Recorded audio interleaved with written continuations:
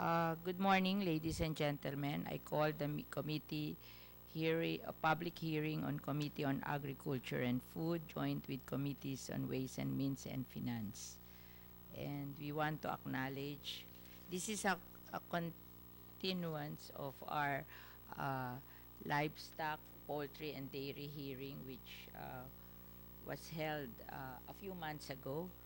And we will just want to discuss dairy today, okay? Because we have preliminaries already with regards to livestock and poultry. And I think the problem there is the lack of developmental program.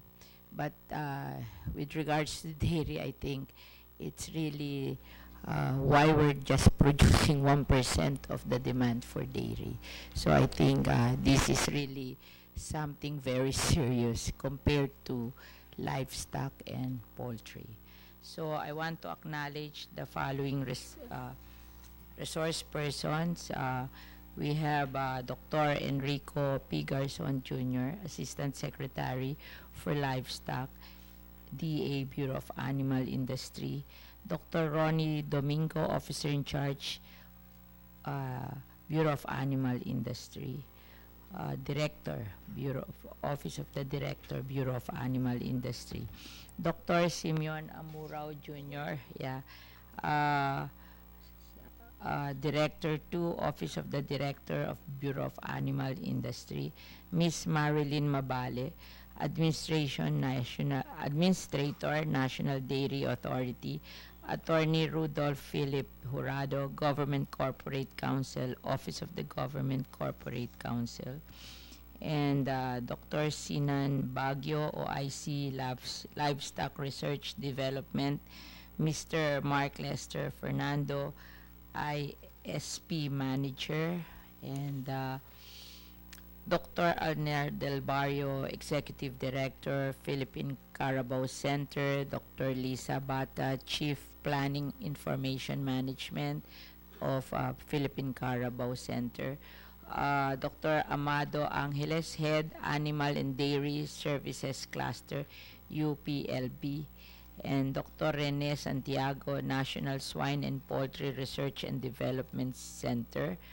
and Ferdinand Medina, Chief Executive Officer, Ecopig Development Corporation, Mr. Maximilian Ian Cabrigas, Chairman, Philippine Native Pig Owners Network Association, Dr. Billy Badilla, past President, Federation of Cattle Raisers Association of the Philippines, Alberto Burog, Director, Environment and Livestock Committee, Sorosoro Ibaba, Batangas City, with Mr. Ryan Abadillos, Attorney Elias Jose Insyong, President, United Broiler Raisers Association, and Engineer Rosendo, President, Samahang Industriya ng Agrikultura, SINAG, Dr. Mary Grace Bustamante, Provincial Veterinarian, Laguna, Dr. Flomelia Gagkikla, Provincial Veterinarian, Quezon, Dr. Joy Santos, President, Philippine Veterinary Medical Association, Mr. Gregorio Santiago, Chairman, United Broiler Raisers Association and Egg Board, Loreto A. Basit, Chairman, Katipunan ng Kooperatibang Manggagatas. Okay? And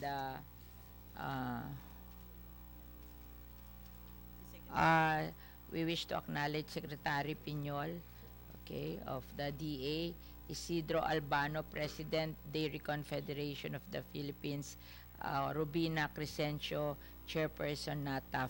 And of course, we wish to acknowledge Senator Nancy Binay, who is providing the quorum for us this morning. I want to make an opening statement. So, Senator Binay is not making an opening statement, so we will go ahead with our hearing. We are here to tackle the development of the country's livestock sector in general because of the very low level of production, inventory, and industry support, particularly to backyard raisers by government. We shall look into situation of the dairy, Carabao, cattle, hog, goat, and chicken and duck eggs.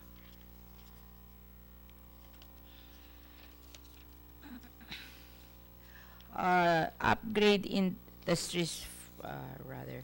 I believe that the Bureau of Animal Industry should be reinvigorated and reorganized to provide stronger focus in development of livestock industry by helping upgrade industries forward and backward linkages and boosting conditions of players in the value chain in terms of farm technologies, logistic, financing, processing, and overall capability building.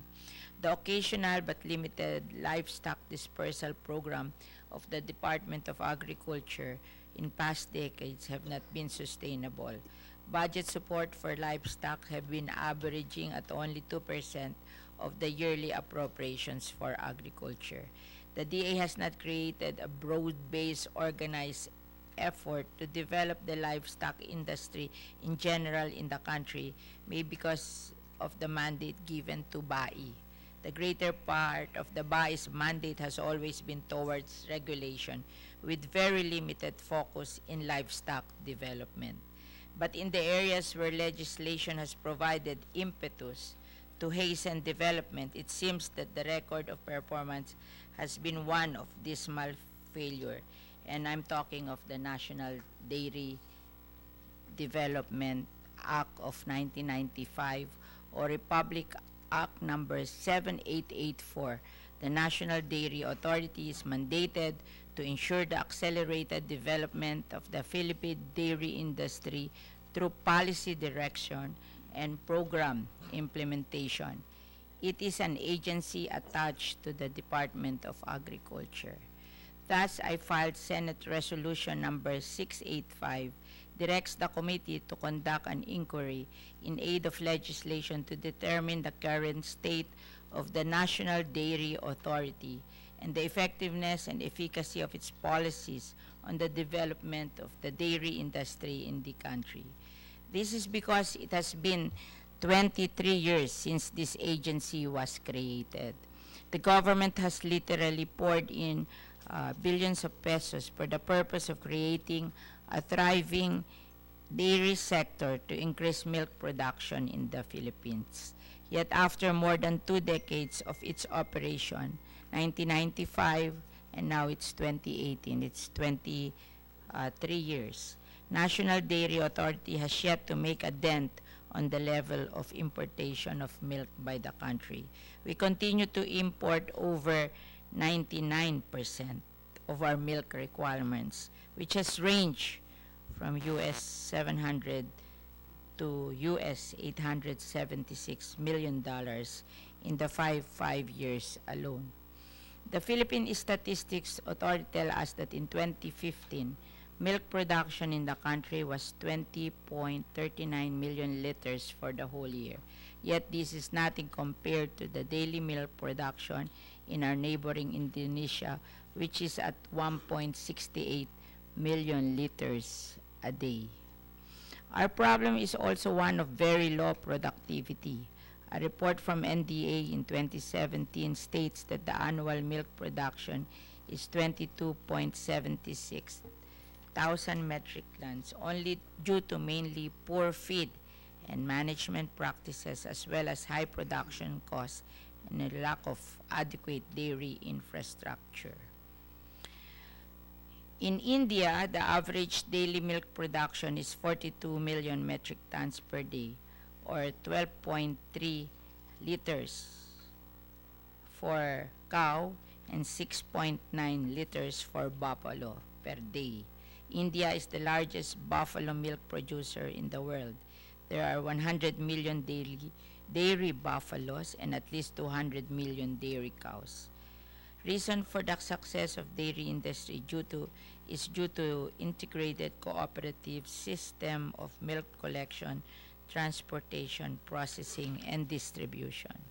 In the Philippines, milk production per cow per day is 2 liters, while that of the native cow is 1 liter of milk per day, which remain low due mainly to poor feed and and management practices, as well as high production costs and a lack of adequate dairy infrastructure.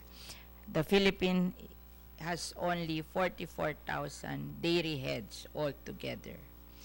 Per report of the Philippine Carabao Center, milk yield per day of native carabao is 1 liter.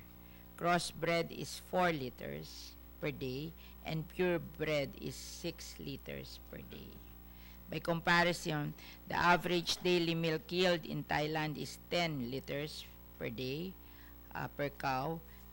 In Vietnam, it's 13 liters per day per cow, and Thailand has 400,000 dairy cows, while Vietnam has 300,000 dairy cows. According to the NDA, the average farm gate price of milk increased slightly from 31.5 pesos per liter in 2015 to 34.75 per liter in 2016. So parang 35, to round it off, it's like 35 pesos per liter. So yung nagpo-produce ng 6 times 35 is around 200 pesos. Kasi may nagsabi sa akin na pag nagbigay ka, ang isang farmer daw, pag may inalaga ang carabao na isa, will earn 100 pesos a day. So kung may 5 siyang carabao, 500 pesos per day. Kaya parang sinasabi nila, kung magdi-dispersal tayo, bibigyan natin ng 5 carabao bawat farmer para them to earn 500 pesos a day. Nag-interview po ako sa Ubay, Bohol, na isang batang babae na may alaga siyang 3 carabao, and I asked her, how much do you earn per day sa yung 3 carabao? Sabi niya sa akin, 600 pesos daw a day.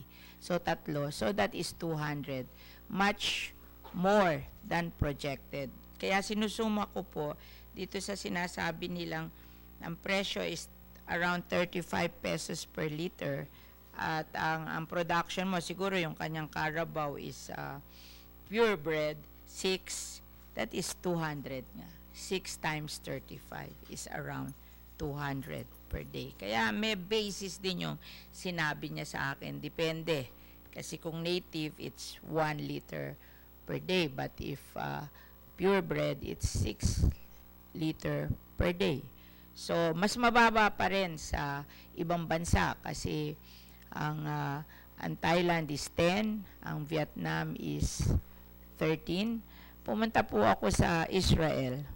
They're 40 liters a day ang isang cow, pero ang tataba ng cow nila. And that's more than US, kasi dito may nabasa ako, US is around 25. So mas magaling pa yung Israel sa US. So ito yung problema natin. Are the NDA policies and projects the correct strategies to develop the dairy industries? What policies should be in place? Do we continue pouring in hundreds of millions of pesos to the National Dairy Authority, knowing that the results that we have had so far is nothing but spilled milk? We should look at the model of our neighbors, Thailand, Vietnam, and India, and we should look at our competitiveness also relative to developed countries where we get our imports. Kasi pag hindi naman tayo competitive, baka mas mura pa ang import, which is parang hindi naman. Kasi tinatanong ko, magkano ba ang per liter sa market? I think sabi nila 60 ang market price per liter, yung mga Nestle at Magnolia. Magkano? Ano? 70? Sabi nila 60 to 70 pesos per liter. Ano?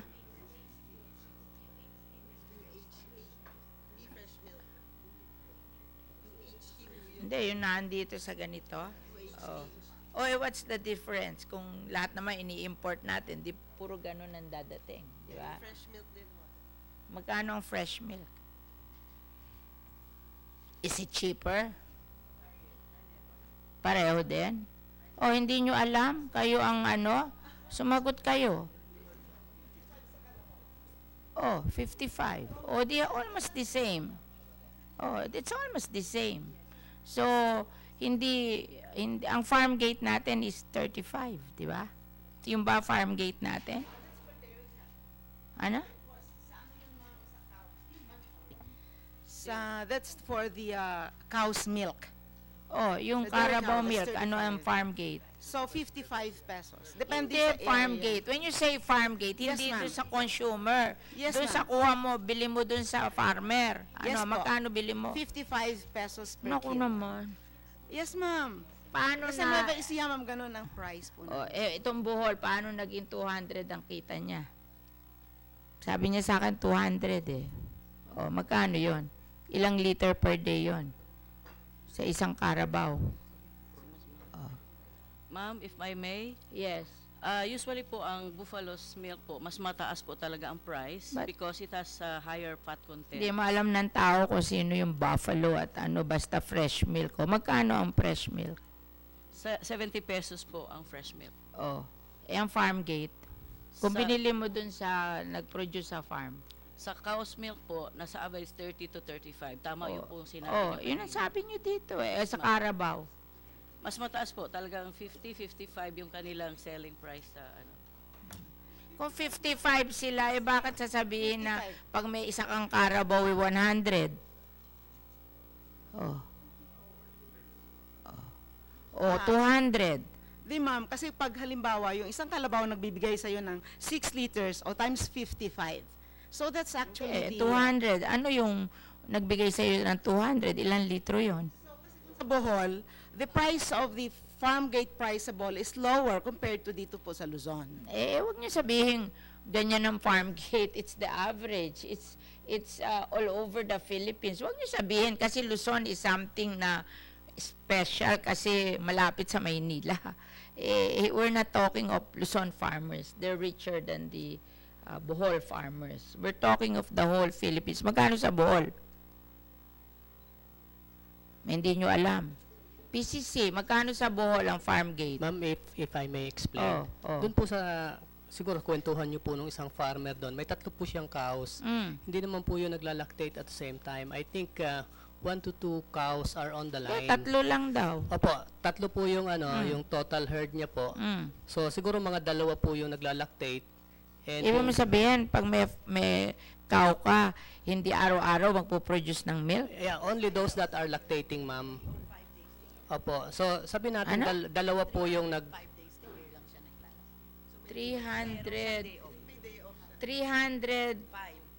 5 days a year. Pero konti lang yon. That's once a week lang siya hindi maglalactate. Oo. Kasi 360 minus 305 is 55. O there are 52 weeks in a year. So parang isang araw lang, isang linggo siya hindi maglalactate. Ba't mo sasabihin sa akin na hindi siya maglalactate every day? That's almost every day. Oh. O ano, Ma'am, magkano ma'am, presyo doon? Ba't ayaw mo sabihin sa akin ng presyo? Hindi, Bakit 55 po ina-explain talaga. mo? Oh. Ma'am, 55 po talaga yon, ma'am. Ang gusto lang namin If you are sabihin, not lactating, or if you are lactating, not lactating 1 day a week, abay malaking, hindi yun, sasabihin mo na 2 lang ang maglalactate a day. Di ba?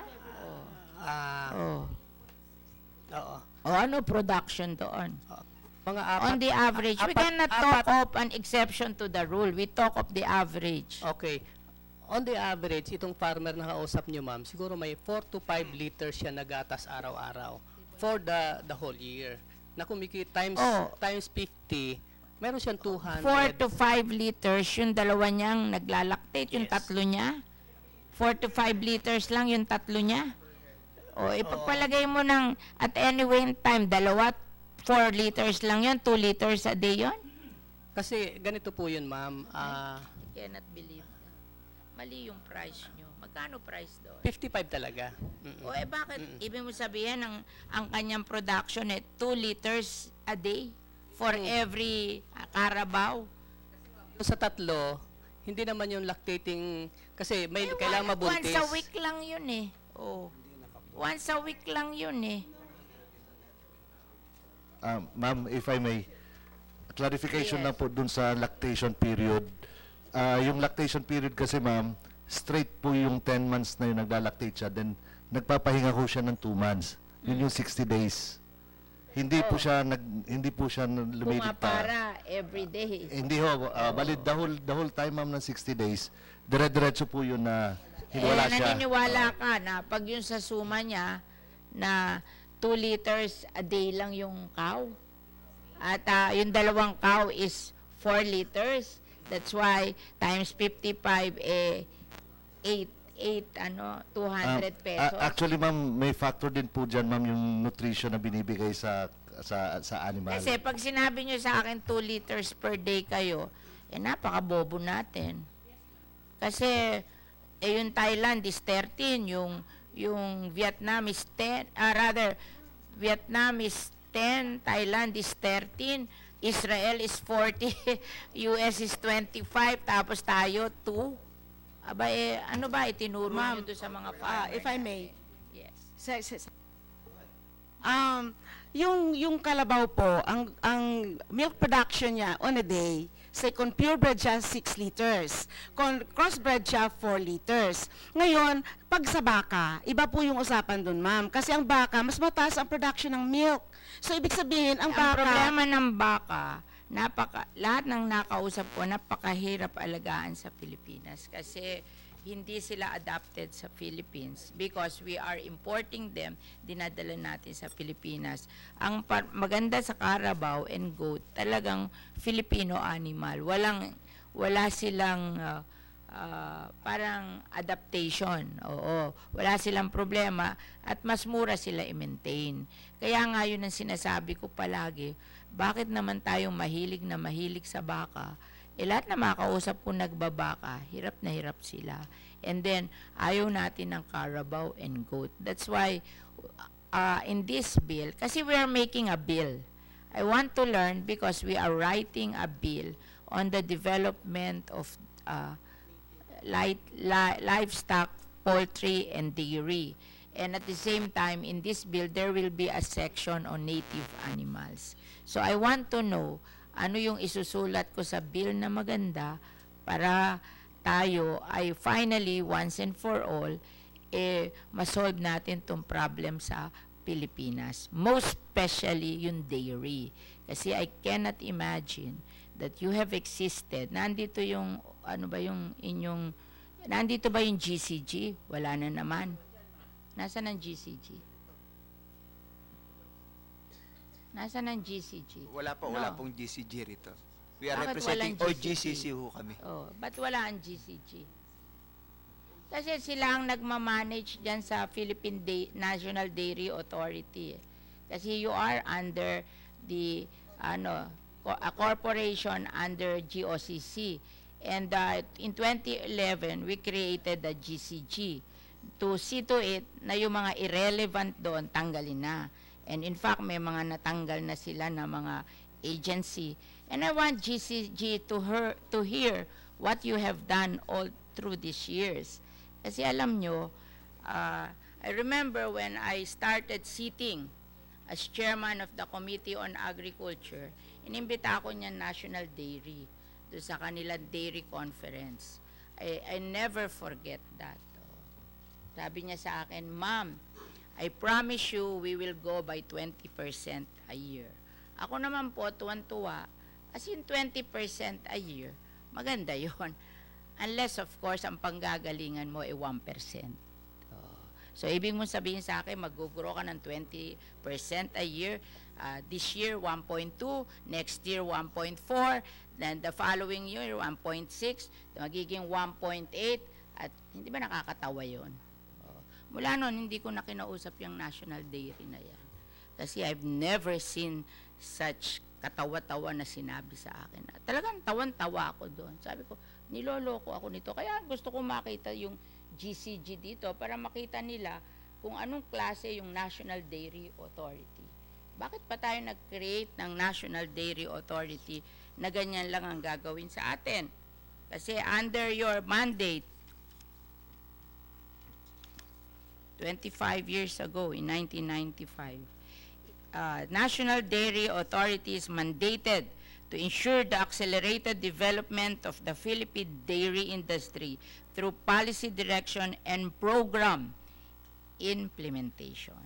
Iyon ang mandate niya 23 years ago. How can that mandate be created 23 years ago and then babalik kayo sa amin at sasabihin nyo na 1% of demand ang inyong that's nil. Hindi ba 1% is nil? So you did not do anything for the last 23 years. Okay na lang na wala kayong ginawa for the last 23 years, but we should do something for the next 23 years. Oo. Kasi hindi pwede yun. Di mamahinga na lang tayo, diba? Kung ganyan ang inyong gagawin na after 23 years in existence, 1% of demand ang inyong ginawa, do you think you should be existing? You should continue existing? Make we call on NDA. Ano tingin mo dyan?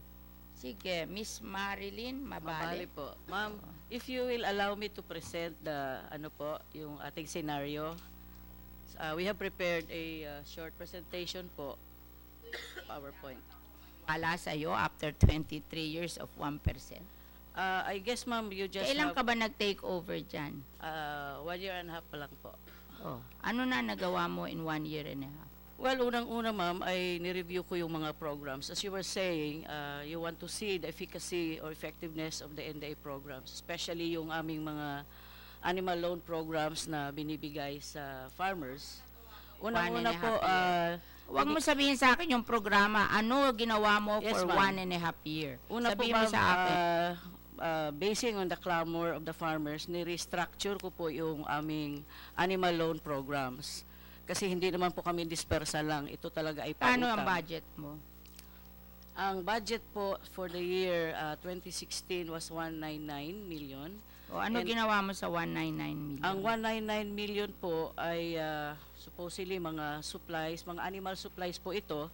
This is part... So overhead mo, magkano pinamigay mo sa farmers sa 199 million? Ang overhead po namin nasa 60, ma'am. The rest are for So ay pamimigay mo 190 over 160, minus mga 60, 130 po. 130. Ano Yes, ginawa ma'am. mo sa 130? Animal supplies po, mostly to ay mga breeding supplies because we need part of the genetic improvement program and of course yung propagation pa rin ng ating animals, we need to really provide semen straws to our farmers. So yung semen straws po natin, dalawa po ang pinanggagalingan. Mostly mayroon po tayong importation, mayroon din po tayong locally sourced. Yung locally sourced, yun pong ini-extract dito sa mga bulls na nilagay natin. Mga mga 60 million po yun. Hindi lang po semen, kasama din po dyan yung mga basic drugs and biologics. Pero po, kasi base sa mandate natin, kailangan namin kumita din, hindi po lahat ay pinamimigay ng libre, especially on the mga logistical supplies po. Kumita. Maliit lang po talaga yung kinita namin, na like yung nagpapaluwal po Nalagay kami ka ng dun mga sa equipment po. Kaya lalo kitang naalala, nalagay ka sa business news eh. Alam mo ba yon? Nalagay ka dun sa, ano pangalan ng magazine? Biz News. Okay. National Dairy Authority. Hindi mo alam yon? Hindi ko na, ma'am. Nalagay ka sa Biz News? Madam Chair, Na kumita ka daw ng, ano sabi doon sa Biz News? Kaya pinahanap ko yun. Yun, ma'am. Ano nilagay doon sa Biz News? Yung kita po namin actually comes from the animal repayments at saka yung mga nagpapautang po kami sa farmers ng mga equipment na pinapautang namin sa kanila ng pasagutin mo siya kasi sa So, gusto ko yun lang po. malaman kung ano. Kasi nalagay ka sa top 1,000 corporation number Yun pala, oo. 54. Mm-mm.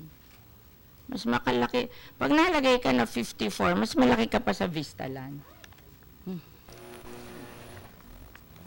Basta ma'am yung aming Ba't ka nakalagay dito? Di ko Sino po nagbigay dito? alam kung sino nakuha yan. Pero yung income po namin ay animal repayments. Magkano tapos, income mo? last year po, kasi year to year kami, last year po, 50 million yung ang pumasok sa amin. Hindi mo ba alam na pag nasa number 50 ka, you should earn 10 billion pesos? Ba't ka napalagay dito? Honestly, Gulat ma'am, nga hindi ko- ako na napalagay siya dito. Hanapin mo to. Yes, ma'am. Hanapin Titingnan mo, ko po. sumulat kayo at i-clarify nyo to. Yes, Nakakahiya to eh. Yes, ma'am. I will po. Nakita ko to eh. O kaya kita naalala eh. Nakita ko to eh. Bakit nandito National Dairy Authority producing 1% of demand? Eh, nasa top 1,000 corporation number 54. Ma'am, baka kasi po ang kinapture nila, ma'am, is the value of the milk produced by our farmers. Kasi kung titingnan po natin, ma'am, sa 2017, the volume of milk produced by the farmers, 329 million liters. Oh, Kung lagyan po magkano natin yun? ito ng value po, Magkano 320? value of milk produced po, 8.76 billion po. Pero yung yun po yung No, actual. ito sa top 50 corporation, ang mga income ng kumpanya doon, 10 billion pesos income. Po, yes, hindi ma'am. sales, Yeah. income. So, wag mo sasabihin sa akin na the value of milk Yes. na naandun. Oo. Dapat tingnan mo to at sumulat ka doon at sabihin mo Yes, na ma'am. mali yun. Tapos Bakit yung- ilalagay doon? Yung, if I may continue, ma'am, out of the 329 million liters na na-produce, usually po, Hindi, 50, kahit 329 million times 50, magkano yun? ma'am, ito pa po, ma'am. Out of the total production po, ang napunta sa actual processing, kasi po, binabawasan niya ng pagkain ng Yeah, I just want to know why you were listed here. O, wag mo Baka ako ito nga po explain kinapture, na ma'am. ano. Value of milk process, ma'am, umabot kasi sa 17.77 Bakit ikaw ba nag-produce billion. noon? Hindi ba yung produced by the small farmers? Bakit i-credit sa'yo? Sino nagbigay ng ano na yan dyan? Oh. Yeah. Ibabalidate lang namin, ma'am, dahil nga kami, hindi ko nga po alam paano nailagay dyan. Hindi nyo ba alam? Hindi nyo binabasa na nakalagay kayo dito? Hindi nga, ang lit-lit nito eh. Nagbasa kasi ako, nakita ko National Dairy Authority. Eh, sabi ko, anong ginagawa nito dito? Baka nga po, ma'am, yung pag-capture Eh, ang nila doon budget sa mo lang eh, value of 190 million. process Paano milk. ka malalagay dito? Yan nga po, ma'am. Baka yung kinapture, ma'am, is the value of volume, Ba't value naman of the processed i-capture milk. nila ang volume ng Baka milk produced by the Philippines? Bakit ikaw ba nag-produce noon? Yun. Oo. Ibabalidate lang namin, ma'am. O ngayon, meron kang budget na 190 million, sa mo dinala 60 million ng overhead. Opo. O. Tapos, Yung mga yung semen mo is how much? mga animal supplies, mga 60 million na po yan. O. O ngayon, pagkatapos, Mga may iba pang mga maintenance program sa animals, may mga hindi lang semen, may mga drugs and biologics. Tapos yung mga hindi ba sabi mo sa akin, lahat na yon semen, drugs, and biologic is 60 million. Opo. O meron ka pang, you have to account for another 70 million. Yung extension work po kasi namin, ma'am. Anong extension work? We deploy people on the field. Di ba nag-i-import ka? Nag-import pero O ano ginagawa mo sa importation nung last mo? year po, ma'am, we have a Di budget. ba, Hindi kami kaya lang kita nadidinig sa farmer, nag-i-import ka eh. Tapos ang comment nila eh, kaya lang po kami nagpapa-import dyan eh, kasi wala kaming, ano tawag doon, we don't have the volume to import by ourselves. Pero actually po, yung halagang 50,000, binibenta nila sa amin for 150,000. Na pag kami nag-import, kung may volume lang kami, we will spend 50,000 for importing the same cattle, but they ask us to pay 150,000 each. Yun ang comment dyan sa National Dairy ng farmers sa amin. Ma'am, Kaya sabihin mo sa akin, paano yung importation mo? may actual cost po ako ng mga animals and they started importing in 2000. Ang average cost po talaga ng baka sa yung aming parating nananalo as far as India is concerned, the supplier, ay nasa $2,000 po. So, times 50, that's isang daan na kaagad po Let's yun. ask the ano. May transportation Sino ba ho cost. dito ang bumibili ng baka? From any other source? May bumibili ba dito ng baka from any private sector? Private sector. Oh. Tama po yung sinabi na importation na price ng baka. Kami po, just last year we imported 240 heads of cows from Australia. Ganun po talaga ma'am ang price. 2,000 US. Magkano ang pagbaba mo dito ng baka? Pas plate, mga abot mo mga total ng mga average to 30,000. Abot mo ng 130,000 ma'am. Total cost na ma'am. Yung quality ng baka mo, the same as quality ng baka nila na binababa Holstein Jersey, dito? ma'am, O sila, variety. alam mo yung dinadala nila dito? Hindi ako private ma'am masyado sa type ng baka nila ma'am. Ganon din ma'am Holstein Jersey. 150,000, sabi mo 130 sa'yo. Habang ganon ma'am, 130. 130, sabi mo landed. Yes, Ma'am, another may cost, quarantine. Mga abot ng 150 ma'am. 150, kung magandang quality. I'm sure ano ba business mo? Actually, ma'am, we are just supporting our dairy farm. Like, we just started for 2 years. Kaya, Hindi, yung dati na, yung very, very... first importation pa lang po namin, ma'am. Okay, kaya nga, hindi ka, wala ba ditong old importer? Madam Chair, from the Yes. Federation of Cattle Raisers. Yes. Recently, December 19, 2017, we imported Brahman, high-end Brahman genetics from Australia. And the landed cost of this is about between 190 to 250,000. But these are beef type animals, not dairy. And Dairy. in fact, we have another importation coming in this Friday. Mas from- mahal ba yung beef type kesa dairy? Yes, ma'am. Oh. Ma'am, just yung to- dairy. Ma'am, yung dairy, halos ganun ho talaga yung average. It might be lower by $1,000 or $2,000 per $2,000 animal. is 100,000. Yes, ma'am. Oh. Aha. So, ibig sabihin, kung 200,000 yung sa'yo, magkano yung dairy na binibili sa NDA? Ma'am, you know, yung difference ho kasi ng National Dairy Authority these are commercial type animals. So they are not registered, unlike who nasa private sector. The private sector can afford to purchase more expensive animals, but of course, these are high-end. Yes, well, ma'am, if you total it, lalabas pa rin nung mas mahal pa rin nasa private sector. So justified naman ho yun sa importation ng National Dairy Authority na between 100 and 150,000. Based on sa, if you are to compare it with the importation of the private sector. Ibang-iba yung 100 sa 150,000. Yes, ma'am. Ma'am, Ibig sabihin, ibang-iba yung, halimbawa, 100,000 at 150,000. That's 50,000 per ano. that is correct, per ma'am. But animal. we have to also to consider, meron pa ho yung transportation cost, meron po yung quarantine. Yung quarantine pa lang ho yan is about at least 30 days ho yan minimum. Yun yung freight Kasi alone. pag nagpupunta ako sa mga dairy farmers, ikuno-complain ng National Dairy. They believe that nagpapa-import sila sa National Dairy. But kasi pag nagpa-import ka sa National Dairy, you would think na daan dyan sila to help our farmers to have cheaper and better quality, 'di ba? Tapos nagkaka-feeling sila na mas mahal. 'Yun ang tinatanong ko sa inyo. Wag yung inyo kasi iba naman ang purpose nyo 'di ba? Madam Chair, Yes. siguro kasi ang nabanggit niyo ho is cost. So magkano yung pass on nyo sa farmers? Actually, ang full cost, ma'am, pinapaso namin. Actually, yung total talaga, mga 130, 135, including light transport cost, local, tapos quarantine. Tapos honestly, dinadagdagan ng NDA kasi nga po, medyo kailangan kumita sa because we are a government corp. So magkano ho yung Nasa dagdag? 145 to 150 po. So parang 10 to 15,000? Yes po. Ngayon po, when I came in sa tanong ni ma'am kung ano yung unang tiningnan ko, kasi nga nakita ko nga po yung narinig ko, yung mga sinasabi ng farmers, binaba po namin. Kumbaga, magiging subsidy na rin yung mga quarantine that will be part of the budget that we will be receiving from government.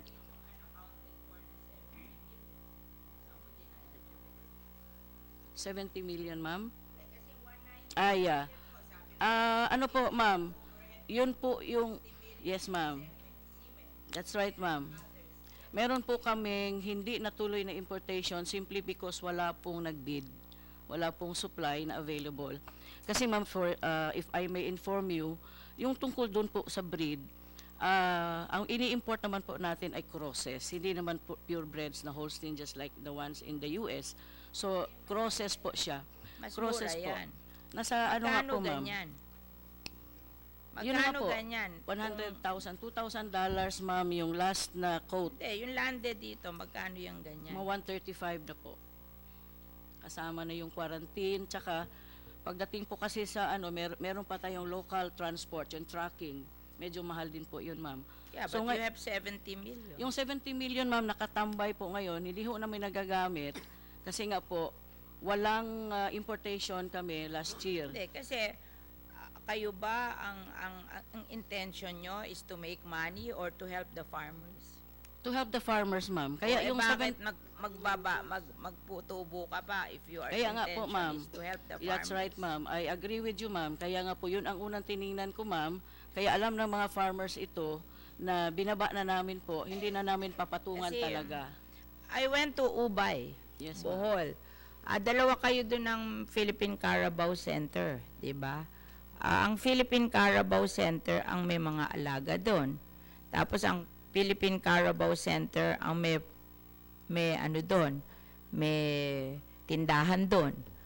At ang Philippine Carabao Center ang kasama nung mga may dairy co-op doon. Oo. Yung nandun din yung National Dairy sa tabi, pero walang nasabi na ano ba ginagawa nila doon. Oo. Meron din po kaming ma'am, just like PCC, ma'am, meron po kaming inalaagaang baka po doon. Yung mga, right now we have about 160 heads na nagiging source po ng animals for dispersal or distribution to other farmers. Wala pa ako nadidinig na nag-dispersal kayo. Meron po, ma'am, siguro Saan? na po. Nagbigay mo sa akin ng Yes, listahan ma'am. ng Ibigay ko sa dispersal inyo, mo. ma'am. Kasi wala akong, I go around the Philippines, I ask people, wala pa akong nadidinig na any. Hindi ko naman kasi hinahanap eh. Like for example, I went to Visca. Ang nakita ko doon, Philippine Carabao Center. Wala akong nakitang NDA doon. Then I went to Los Baños, Philippine Carabao din. Then I went to, naandun ka, pero yung nag-manage doon, Philippine Carabao. Then I went to, ang dami ko nang napuntahan na dairy, puro ang nakikita ko, Philippine Carabao. I never see you. Yes, ma'am, because we don't have centers like PCC po. Ang Pero how will you do the mandate? ang aming mga Yung mandate mo under, tapos nakita kita sa Biz News, top 50 corporation of the Philippines. Ay ko, ba't nagkaganito? baka mali ang pick-up, baka naging Ba't nagkaganito to? How will you, kung sinasabi mo na wala kayong ganon, how do you do the mandate na accelerated development of the Philippine dairy industry through policy direction and program implementation? So, what are you doing? Yes, ma'am. Yung mga farms po namin, ma'am, ay yung mga farmers Nasaan po ang na farms nyo? in-establish May listahan namin. ba sila ng farms nila? Yes, I Wala. have here, ma'am. Hindi, I've been asking for farms. In fact, I've asked for the farms of the Philippine Carabao Center because I have a listing. I want all farms, whether it's government or private, to have a listing Yes, ma'am. of their farms. Kasi para pag pupunta ako doon, hahanapin ko kung totoo na may farm kayo o wala. Wala ka pang, ang tagal-tagal ko na hinihingi yung lahat ng farm nyo na meron kayo, ibigay nyo sa akin. Never gave us a list of your farm. Kung Yes, may ma'am. sinasabi mong may farm ka. Kaya ako lang nakita yung farm mo sa Ubay kasi nandun ng Philippine Carabao Center. Sabi, nandun ka sa tabi. Yun, nakita ko yun. Pero wala akong nakita na program. So, nasaan ang listing mo ng farms? Ma'am, I have here a complete set. Hindi po kami like PCC na PCC-operated centers or farms. Ang farms po namin ay yung talagang ino-operate ng mga farmers themselves. So right now, we have 183 cooperatives over the country. We have Ino-operate ng farmer themselves po. ang iyong farm. Opo, hindi ano po role mo NDA doon? farms. Ano role mo Ang doon? role po namin, una, kami nagpapaluwal ng animals. We provide extension work. We provide... I've never lahat. seen that. Give me those Yes, projects. ma'am. Ma'am, Give me alala- a list of those Yes, ma'am. projects. Ma'am, Wala pa akong nakikita na ganyan. Yeah. Ha? Ma'am, Wala akong na... Alam mo, itong nanalo sa amin dito sa... Yes, ma'am. Ang sabi nila, nagbigay sa kanila is a grant from the Australian government. Hindi, ma'am. That's an NDA assisted Wala farm. silang sinabing NDA sa akin. In fact, ang co-op nila ang nagbigay daw sa kanila ng pasteurizer, DA. Wala silang sinabing NDA. Wala pa nga akong nakikita miski isang NDA. Anino nyo sa buong Pilipinas. Ang dami-dami ko nang ako nga ang nakakita niyan eh. And then pinanalo ko yan eh. Kasi awang-awa ako sa dairy. Kaya ako pinapananalo dairy kasi naawa ko kasi 1% of demand. Kaya pag nakakita ako ng dairy, sasabihin ko, panalunin na yan at na mabigyan ng 250,000 para miski pa paano, meron silang pera para mag-improve sila. Wala akong nakita, wala silang sinabing NDA sila. NDA po talaga, ma'am. Actually, nag-umpisa yan, napakaliit. 20 heads of animals ang deliver ko. I was the one who personally delivered the animals. Paano mangyayari yan? Tagal na nanalo niya. Kailan nanalo yan? 1.5 years old ka pa lang. Ano ba trabaho mo before? Ma'am, dati po ako ang nag-handle ng Mindanao operations po. So, I'm very familiar with this kasi under sa akin po talaga yung project na yan. Danlugan Multipurpose Bigay mo sa akin Cooperative. lahat ng listahan. Yes, ma'am. Na mga project Oo po. mo at gusto ko Tapos makita. yung Northern Bakit, Mindanao po. ba't ang PCC nabigyan ng, magkano budget nyo? 400? Bakit ito ang 190? Secretary Pinyol. 500? 190 lang po, ma'am. Kasi pag hindi po meron kasi kami tinatawag na COB or Corporate Operating Budget. Yung hindi po nagagamit for the year forms part of the COB. Anong COD? Corporate Operating Budget po. So, nagki-carry over po kung ano yung hindi nagastos, like for last year po, yung aming importation, hindi natuloy, walang nagbid po. So, that money is still Bakit there. walang So, magbibid? Sino ba magbibid? Pinopost po yan, ma'am. So, And then, whoever sino is magbibid? interested to bid. Foreigner o local? Local po. Bakit local ang magbibid sa'yo? Hindi ba mag-i-import ka? That means Yes, foreign. ma'am. Pero Ba't meron po local ang sila- magbibid? Meron po sila local representatives. Yun po ang nagbibid. Kasi kailangan registered with PhilJeps. Marami po kasi tayong nire-require.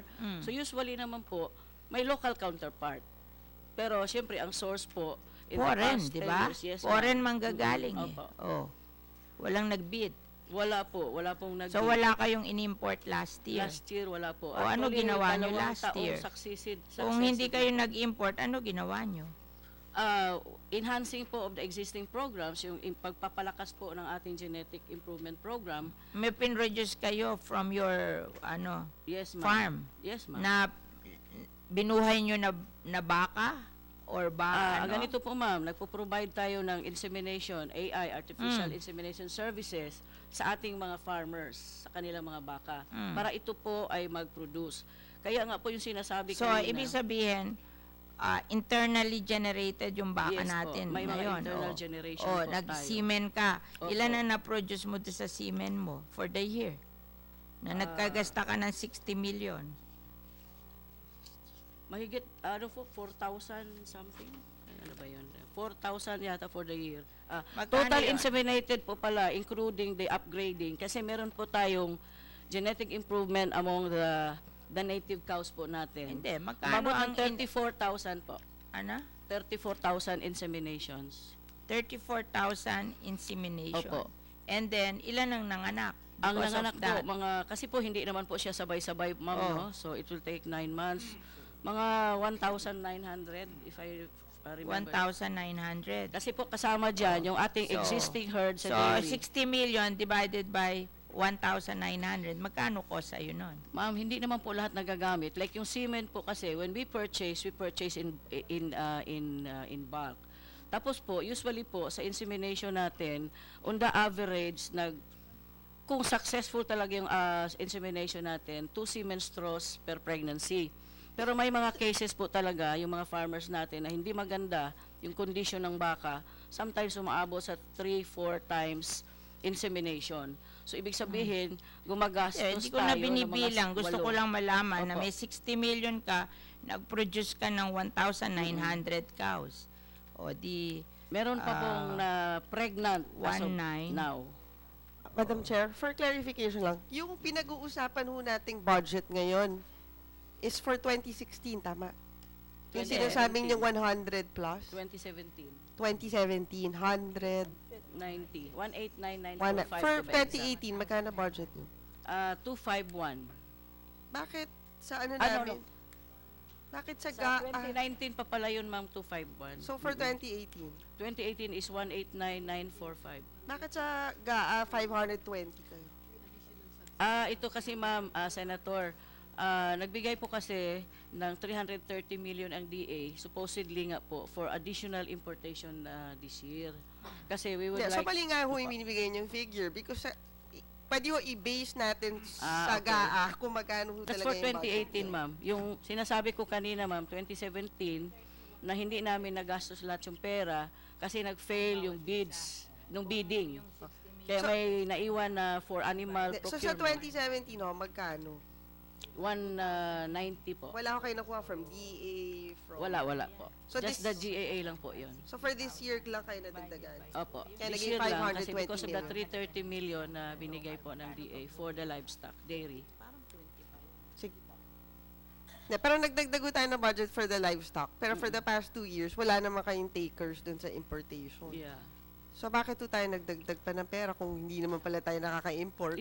Ito po kasi we are planning to import to introduce a new breed na siguro si secretary will be the one who can Pero elaborate. yun on na that. nga ho for 2 consecutive years, lagi tayong may failure dun sa bidding, hindi tayo maka-import. Tapos for this year, nadagdagan kayo ng budget, nadagdagan pa kayo ng budget kasi I assume 520 million plus yung hindi nyo nagahamit the previous years. Senator, kasi ganito po yun. Yung unang po kasi, ang pinabid namin, Holstein crosses na Holstein cross sa Hiwal.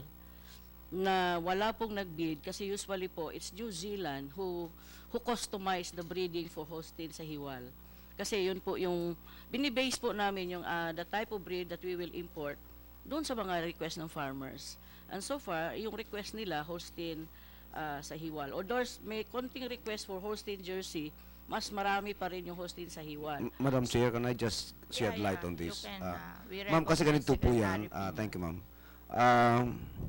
Actually, kung titignan natin, ang pinakamagaling na baka panggatas, Holstein. Kanya lang yung Holstein para sa malamig na bansa. Kanya nga po dahil tropical country tayo, umorder tayo nung cross na pwede sa tropical country. And they came up with the crosses of Holstein Sahiwal and Holstein Jersey. Ang problema po ito, tailored made to for the Philippines. So last year, nung mag-bidding sila, walang preparado na ganong cross. Eh yun yung nakalagay sa kanilang tender. So wala pong nag-bid. This year, ma'am, ang ginawa po namin, we will include na lang Holstein para sa, kasi mamang, let me just put it this way. Tama po yung observation nyo kanina. For the past 23 years, puro po talaga kapalpakan yung dairy program ng Pilipinas. And one of the reasons is the lack of yung hindi culture sensitive yung ating programa. Like say for example, bibili ng dairy cow, ibibigay sa isang farmer, hoping that the farmer will be able to produce milk. Ang problema, ang binibigyan na farmer, halos hindi makapakain ng anak. So instead na pakainin yung baka para maggatas, anak mo na pinapakain. And this has been going on for so long. And when I assumed office as secretary, I called all of these people and we decided to create the National Dairy Committee. No? Sa DA, within the DA, ma'am. Pinagtagpo-tagpo na po namin yung Carabao Dairy Program, yung Goat Dairy Program. Reason why nagfa-fail ang National Dairy, yung kanilang orientation na import lang sila ng import. Precisely, Na ma'am. yun lang ang trabaho nila, mag-import at kumita doon at wala na silang ibang ginagawa sa Pilipinas. Precisely, ma'am. Yun ang orientation. Bakit babalik pa tayo doon? Bakit hindi natin i-determine ano ba magagawa natin sa Pilipinas without importation? Can I just continue, ma'am? Okay. So anyway, naayos na po namin yung ating kambing, for example. Kasi ang kulang po natin sa Philippines, actual genetics. Maski yung kambing natin. Sinabi sa amin ng New Zealand na nagbo-volunteer sila, natutulungan kayo na dito na lang kayo mag-produce at huwag kayo mag-import. Ayaw nyo daw eh. Gusto nyo mag-import kayo eh. Hindi, it's not... Kasi sinasabi ng New Zealand na hindi naman yung i-importin mo doon, mahihirapan mag-adjust sa Pilipinas kasi born in New Zealand. Eh, ibang-iba naman ng New Zealand sa Pilipinas. Parang sinasabi nila, bibigyan kayo nung ano, to produce your own genetics. Tutulungan na lang kayo doon at huwag kayong mag-import, mag-produce kayo dito sa Pilipinas na pag pinroduce nyo dito, adapted sa Philippines. Di ba? Wala akong problema yun. Ang problema natin yung base number. If we only have 50,000 cattle right now, how can we possibly achieve 400,000 in the next 4 years? Ano ba kahirap ang mag-produce? Well, you have to Yung sa understand semen? How long will it take kung may semen ka to produce? Yung baka na ipapanak mo ngayon, 2 years pa bago maggagatas yan. Madam Chair, Pero dapat ganun na kayo and then katulad nito, last year wala kayong na-import. Hindi pareho din yun. Wala ring nangyari. Ba't hindi tayo na dito na lang tayo mag-produce ng something na bagay din sa atin. Oo. Kaya nga, yun ang sinasabi ko, ba't nating pinagpipilitan itong NDA na mag-import when pwede namang siyang mag-produce dito na baka mas mura pa. Magkano ba bumili ng, halimbawa, ikaw nag-produce ka ng baka. Magkano bibili sa'yo ng private sector yung na-produce mong baka? Magkano yung isang maliit na baka na made in the Philippines? Magkano po pag binili? Madam Chair, iba ho yung price ng beef and Holstein. Made in the Philippines, kung sinabi ko na 150,000 yung made in imported, magkano halimbawa ako nag-produce ako ng baka dito, made in the Philippines, magkano nyo bibilhin? Ma'am, yung binibenta ho namin ng mga purebreds is between 100 to 120,000. These are Hindi, 18 to yung 24 ano lang. Local na yan, ma'am. Local na yan. Local po yan. Oh, yung ordinary, yung Opo, yun nga. ordinary. Opo, Hindi, yes, ma'am. hindi yung ganyang kapuputi na nakikita ko doon mistiso sa livestock fair. Yung ordinary lang, like if I am a farmer, I will buy a baka na ordinary lang, magkano do I have to pay? Madam Chair, can I just continue Yes. my manifestation? Ma'am, dalawa po kasi ang ating programa eh. Yung importation is just one program. The other is genetic improvement. Ang problema, ang genetic improvement po, nag-AI tayo, at saka ngayon may bagong technology na embryo transfer. Ang problema, noong mag-umpisa yung ating artificial insemination saka embryo transfer program, kailangan natin maghanap ng surrogate mothers. And so far, yung survey na ginawa ng mga eksperto sa embryo transfer, inikot na nilang halos lahat ng rancho sa Pilipinas. 2,000 lang nakita nilang fit for embryo transfer. So we cannot possibly hit the number, ma'am, unless we improve. Kasi kailangan healthy yung nanay. Ilan ba ini-import mo every year? Ma'am, 500, 700. Oh, edi ganun rin lang kakonti eh. Oh, ibig Kaya nga, sabihin, what will 500 make a difference? Hindi naman pupunta sa 'yon, 'di ba? Ini-import mo 'yan, pinagbibili mo rin sa private, 'di ba? Hindi na po ngayon, under the new program that we have designed. Kasi ni-redesign po natin programa eh. I have directed NDA to stop the individual dispersal, cattle dispersal program. Sabi ko, it will not work. Kinakatay lang naman ng tao eh. Kasi pag naipit siya, ang problema sa Pilipinas kasi, Madam Chair, kaya hindi tayo makaparami ng baka. Dispersal. Hindi po, yung communal farm. Tulad po ng ginagawa ng Vietnam, tulad po ng ginagawa ng mga neighbors natin. Owned by the government ang farm? Hindi po.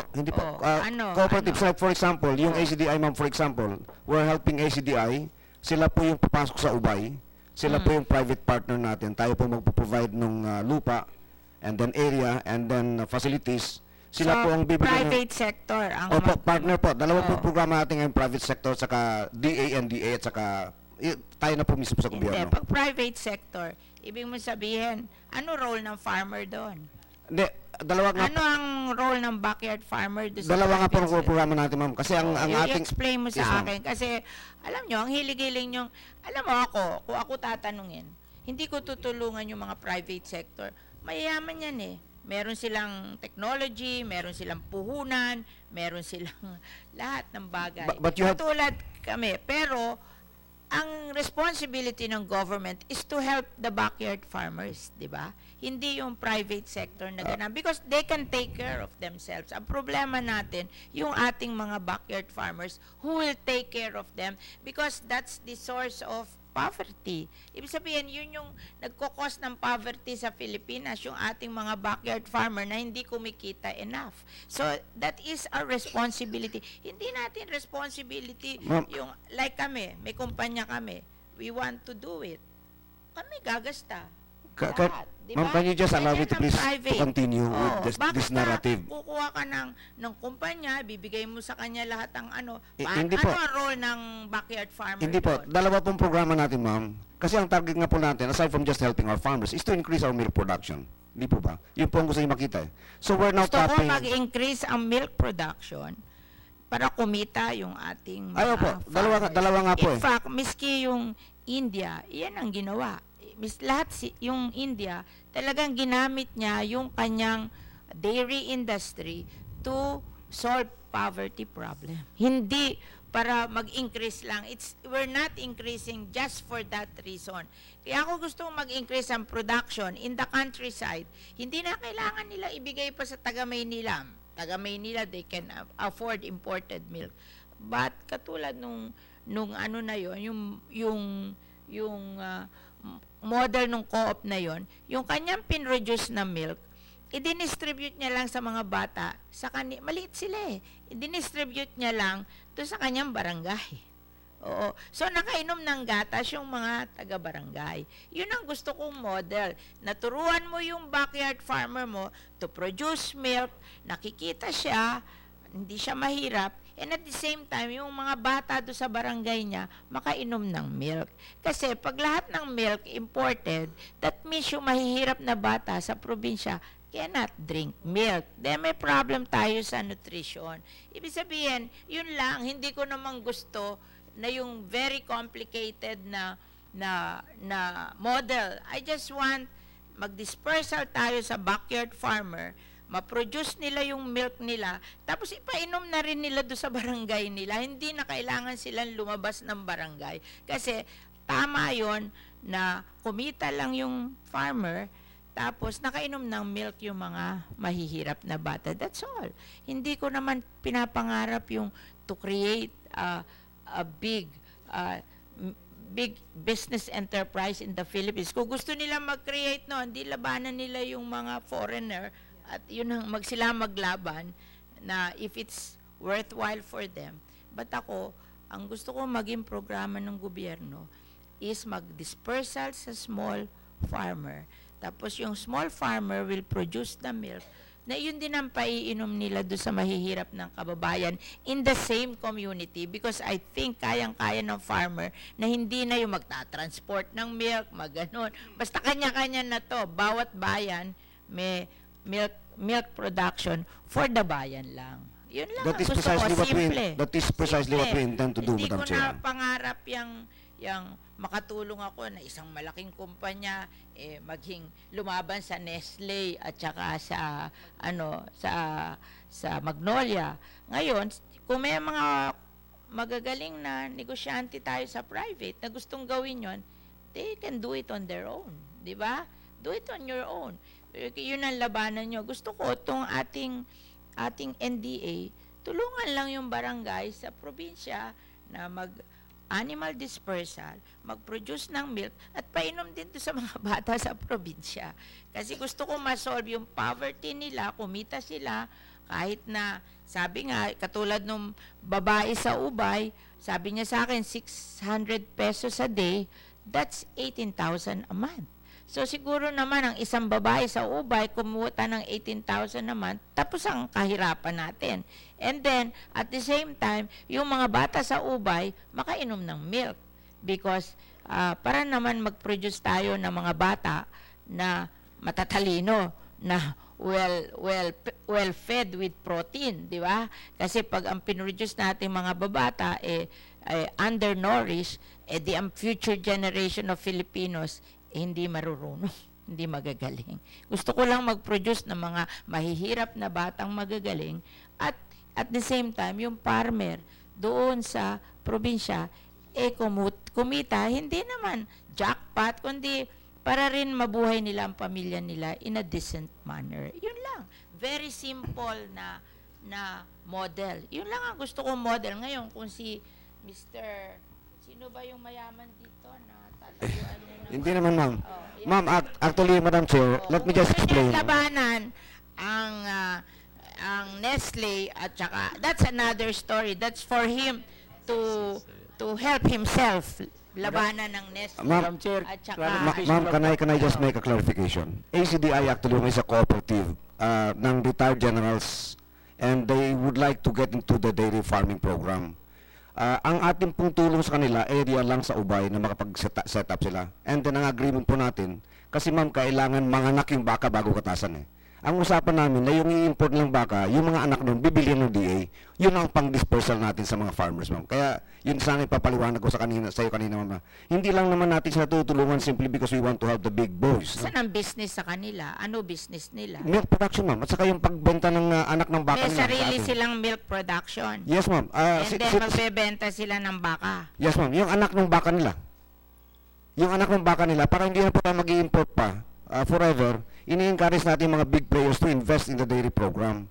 So magiging source sila Sila ang magiging source natin ng mga outstanding materials. Paano yung co-op doon sa Ubay? Yung dairy co-op doon sa Ubay? Wala pong problema, ma'am. We actually, I was there. We consulted with them. So lalabanan nila yung dairy co-op sa No, ma'am. Hindi po. Kasi may dairy co-op sa Ubay. Hindi po lalabanan. In fact, it's complementary to the dairy program of Bohol. Kasi po, ma'am, Kailangan sa Ubay. Okay na yung Ubay, may dairy co-op doon. kasi nandun yung ating area na malawak, mga 3,000 plus hectares. Ba't hindi ka pumili ng lugar na wala pang dairy?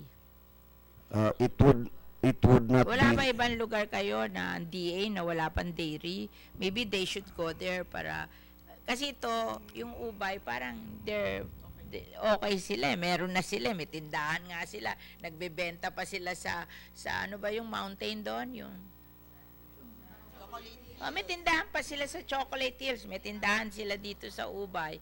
Parang masaya na ako, meron na sila doon. Actually, ma'am, suporta ito sa programa, sa dairy program ng Bohol. And we already had... Baka sila mabuhay, yung dairy No, ma'am. We conducted consultations with the people of Ubay, actually Bohol. The governor is in favor of it, the mayors are in favor of Bakit it. hindi ka lumipat sa ibang bayan sa Bohol na walang dairy? Hindi nga po. Mag-uumpisa po tayo doon kasi ang magkakascade nun yung project eh. Yung mga anak, magsiset up tayo ng mga small dairy farms sa bawat bayan-bayan. They're going to start. I don't want them to compete with No, the they will not. dairy co-op sa In fact, they Ubay. will complement our efforts, ma'am. They will Kawawa complement. naman yung dairy co-op sa Ubay kasi nakita ko na anong-ano sila yung mga simpleng tao na naka-build nung kanilang co-op na baka mamaya nakagawa sila para sa sarili nila tapos doon pa tayo pupunta, lalabanan natin, kawawa naman sila. Sec, siguro aside from Bohol, saan pa ho yung... We are, actually, dalawa po yung programa natin. Doon sa mga malalimig na lugar at pinipili na natin ngayon, magpapapasok po tayo ng pure Holstein. Saan ho yun? Bukidnon, Baguio, we have a dairy farm in Baguio. And then one in Negros Occidental. Meron po tayong mga 4 na pilot farms. But this will be multiplier farms at the same time. Because yung mga... Bukidnon, ma'am. Bukidnon, malamiging Bukidnon.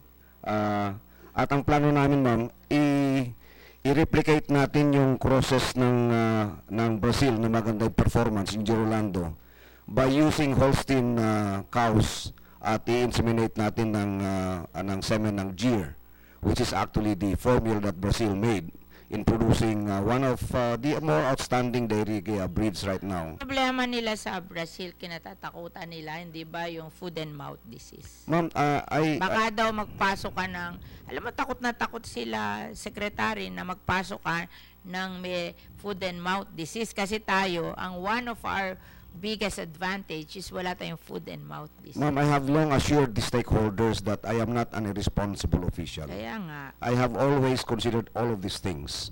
And I will not force an issue. Kung ayaw ng stakeholders, hindi namin pipilitin. So, kasi anong farm ito?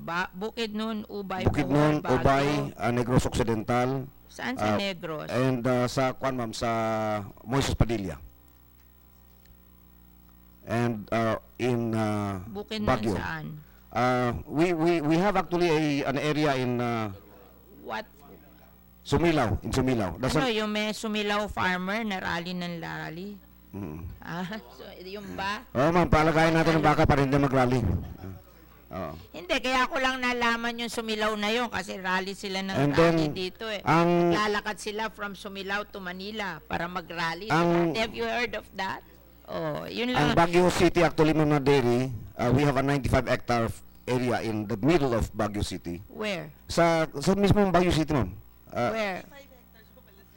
So where there? Ano- Kasi ano- para dalawin natin. Santo Tomas po. But our design for that program is to make it a learning center as well. Hindi lang po dairy farm Tagal ko kasi at saka learning nanghihingi center. sa NDA ng listahan. Kasi alam nyo, kaya ako hinihingi yon para in fairness to the people, they know where to find you. If you are really there. Madam Chair, Yeah. pero yung sinasabi nyo is a DA project. Kinonsolidate na po namin lahat ng proyekto, pati kambing, Hindi ho, pero Opo. DA ho yun, hindi ho yun NDA. DA. Opo. magkasama Pinagsama na na po kayong namin dalawa. resources. Kasi ma'am, pag hindi namin binuot ang programang to, watak-watak kami, wala pong mangyayari sa amin. Oo nga, ang problema nila, sinabi na nga nila, hindi ba dapat tanggalin na natin sila sa, parang sumasakit ang tenga ko yung I have to make money. Why do you have to make money? Kasi ma'am, So, because GOCC sila, ma'am. hindi tanggalin na natin sila na GOCC. Pwede ma'am. Kung yun ang Diba? gusto niyo ma'am, okay lang sa amin yun. Diba? Bakit?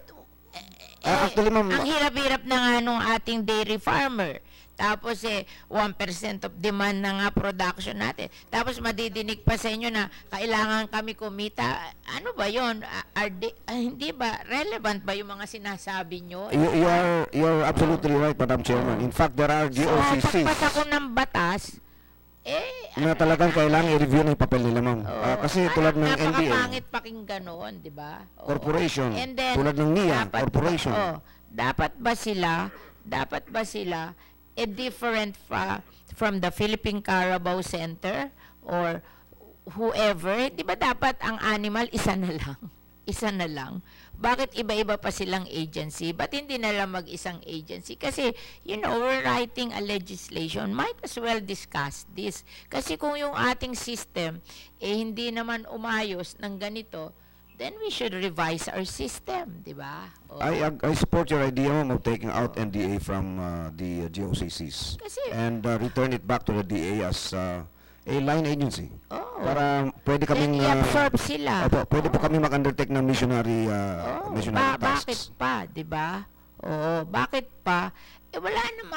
Wala namang performance nga after 23 years. There must be something wrong with what we did.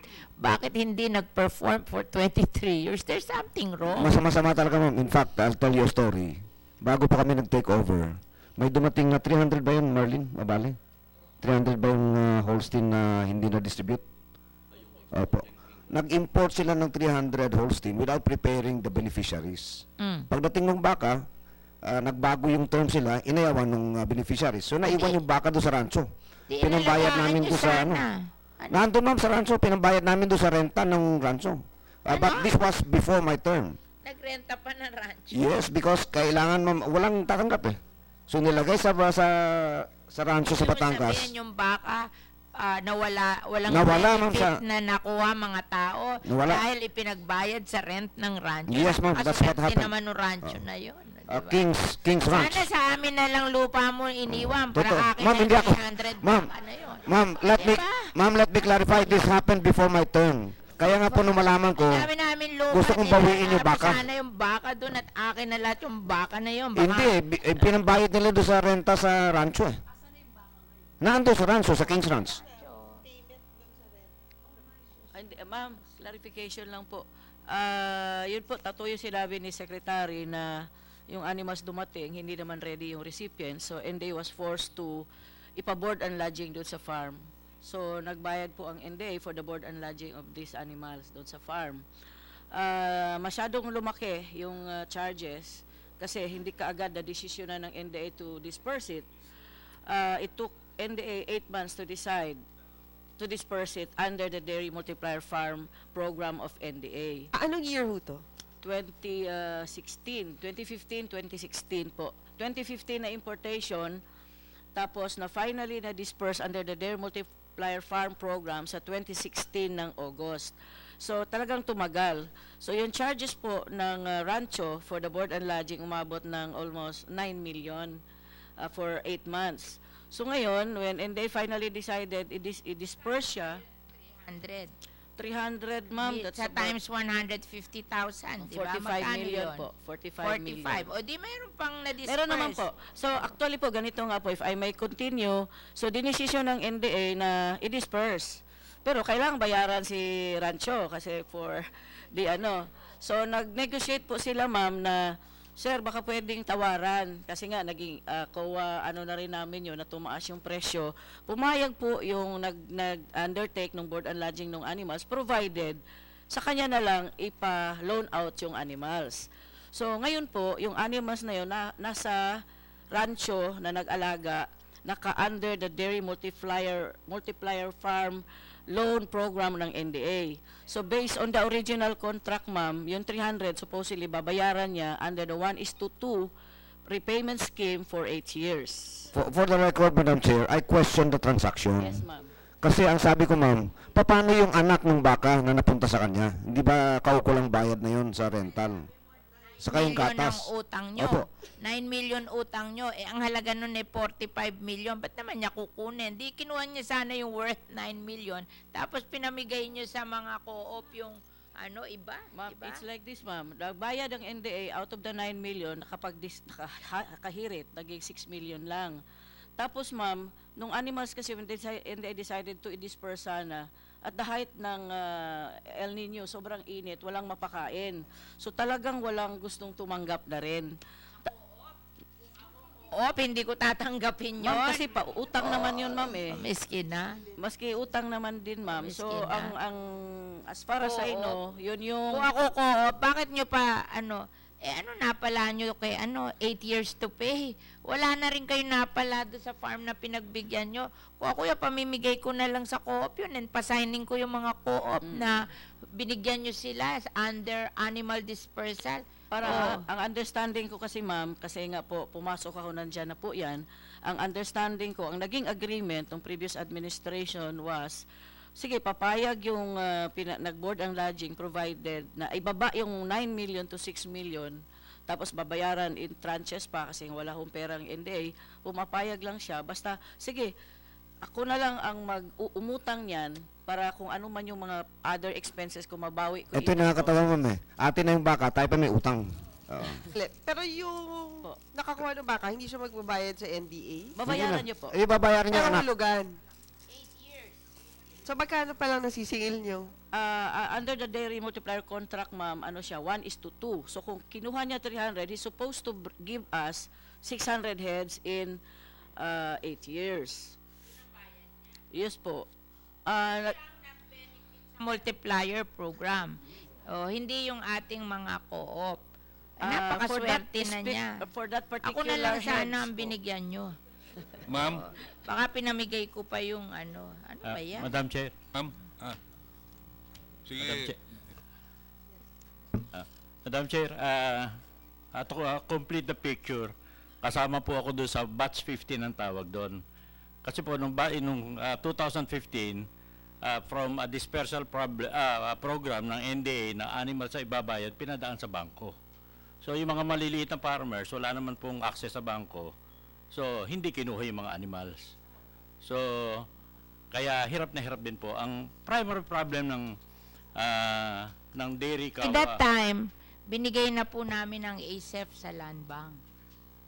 Hindi, pero By that pinadaan time. as individual loans. At Yung saka, ang land bank and kami po accommodate. By that time, kaya nga, gusto ko sabihin sa inyo, nagbigay kami ng 4 billion ng ASEF sa land bank. Sa land bank, makakautang ang farmer. Max 1 million per farmer. And then 5 million per co-op. Kung yun ay implemented, edi any co-op can borrow from land bank to buy this.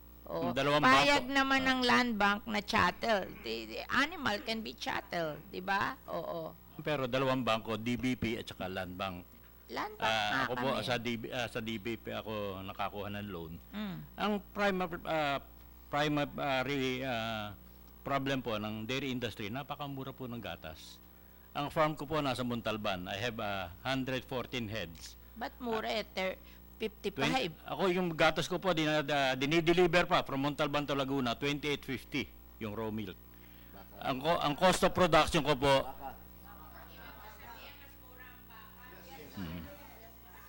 Kaalaga ng baka, mura, kalabaw.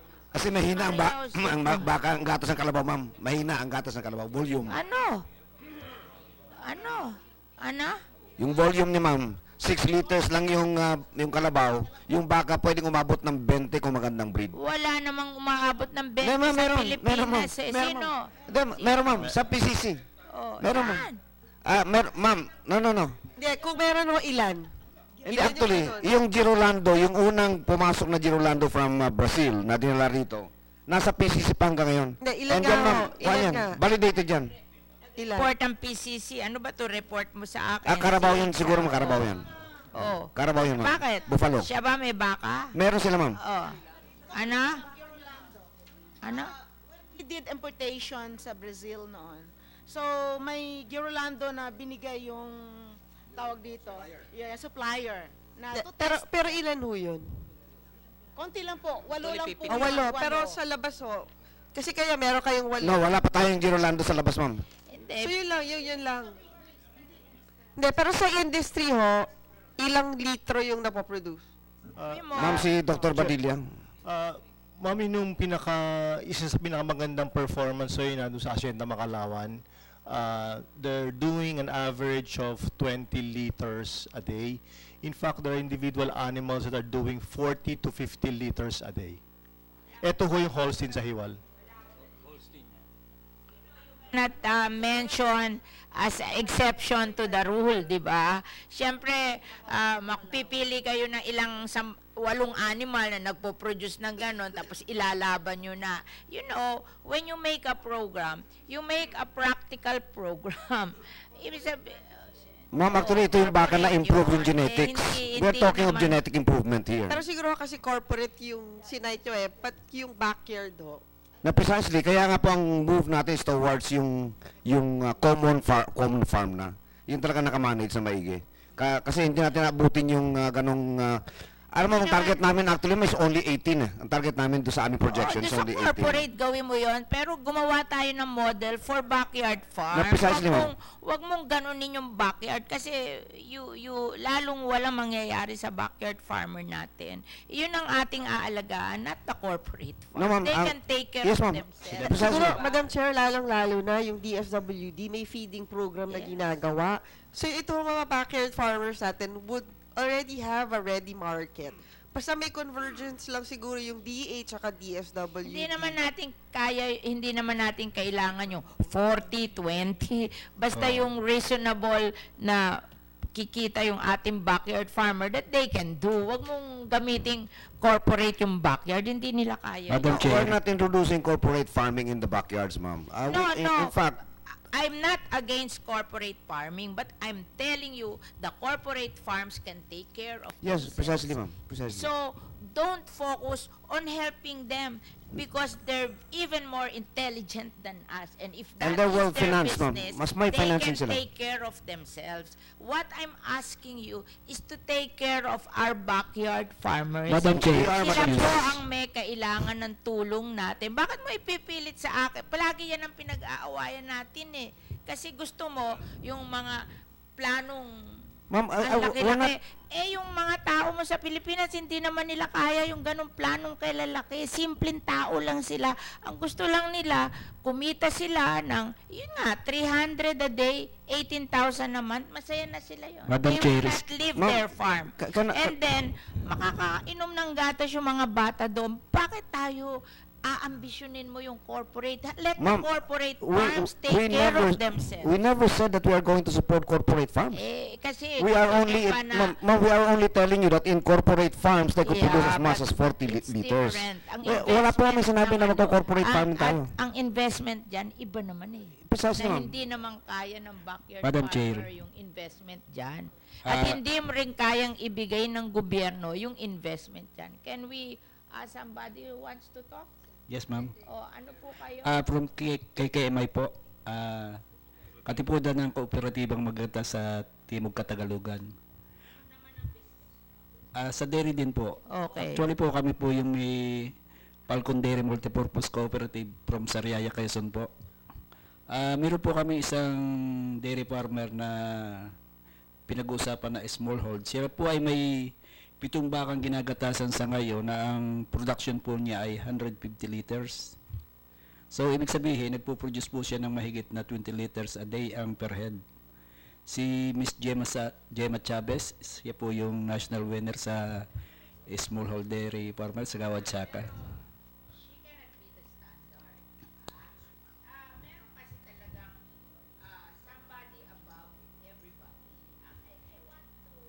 To develop a model that a small farmer can do and hindi naman mataas, basta kumita lang siya ng tama. Ngayon, kung mag-excel siya, that's a different story. Sabi We po, want that also. Kami po na maliit na kooperatiba, nagpapasalamat po. Una po ako sa formerly po yung Philippine Dairy Corporation na ngayon po ay National Dairy Authority. Dahil kami po ay 28 years na sa industriya ng pagatasan. Ito po ang malaking nakatulong sa amin kung paano kami nakatulong sa pag-unlad ng aming mga miyembro ng kooperatiba. Natulungan kayo but they did not help the Philippines. Siguro po. Kayo natulungan but their performance in helping the Philippines is nil. When I have been in existence for 23 years and if you produce 1% of demand, hindi mo pwedeng purihin sa akin yan. Kasi that's out of the question. Siguro po dun sa programa po ng ating pamahalaan, There's especially something po wrong sa with our program for us that after 23 years in the business, we produce 1% of demand. When Thailand produces 70% of their demand, Vietnam produces 30% of their demand, and India, they're the biggest producer of dairy in the world. You cannot say na natulungan ho kami. Baka ikaw lang ang natulungan, but the po, Philippines... sa programa po ng nasyonal na... Baka pinapunta ka dito ng National Dairy para kumbinsin ako that they did the job. Madam Chair, hindi po. Madam Chair, if I may. I go by figures. I go by figures. Gusto ko lamang pong Alam mo, kahit yung 1% of demand, pag ako nagpupunta sa probinsya, nakikita ko yung Philippine Carabao Center na may kaprasyo sa doon, tuwan-tuwa ako. You know, I'm easy to please. Ang talagang sama ng loob ko sa dairy, that after 23 years, ano bang pinagplano nyo sa buhay nyo, bakit nag-aganito ang ating dairy production? Siguro naman, kung maigi-igi ka, 23 years, we should be producing 23% of our demand. 1% a year gagawin mo for 23 years. Gusto ko lamang po, Madam Ikaw Chair. siguro natulungan, but hanggang sa'yo, ilan ba production mo relative to the need of the Philippines? Huwag nyo akong ganyanin kasi ako, nagbabasa ako Bago ako pumunta dito, nagbabasa ako. Hinahanap ko naman rin na maganda sa Pilipinas Gusto ko rin lamang pong Alam mo, itong dairy na naandun sa Pagadian City, alam mo, ang mga nananalo sa amin, kagagaling na co-op. Naawa ako dun Sabi ko, panalo mo na yan. Maganda naman ang model kahit kay siit-siit. Pero yung mga nanalo sa amin, yung Tamaan Co-op, na taga, ang member nila 200,000 How can you imagine that? That they were able to recruit 200,000 co-op members. Yung isang nanalo sa amin, Lamak, isa lang siyang, sabi niya sa akin barangay health worker siya na naawa siya doon sa Cebu, yung kanyang barangay doon. They were able to recruit, 60,000 members. Yun ang member ng co-op nila.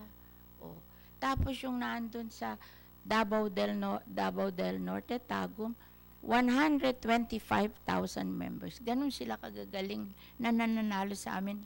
Natuwan-tuwa ako sa kanila.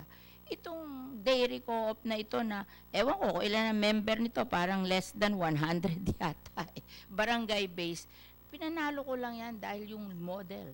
Sabi ko, kung lahat lang ng barangay nagawa to sa Pilipinas, na napainom niya ng gatas yung kanyang kabarangay, then it's okay with me. No matter how small. Kasi yun lang ang pangarap ko na makainom ng gatas yung bata sa Pilipinas at kumita yung farmer ng kahit 500 a day. 500 a day is 15,000 a month. The average income of a farmer in the Philippines is 150 a day or 4,500 a month. It takes 6,300 to feed a family of 5, which is nanay, tatay, tatlong anak, which is a typical family, di ba? O, kung 6,300 to feed a family of 5, kumita ng 4,500, so hindi pa na mapakain yung pamilya niya do sa 4,500. Pangarap ko lang lumagpas ng 6,300 para naman yung mga tao na nagpo-produce ng food natin, napapakain nila yung pamilya nila.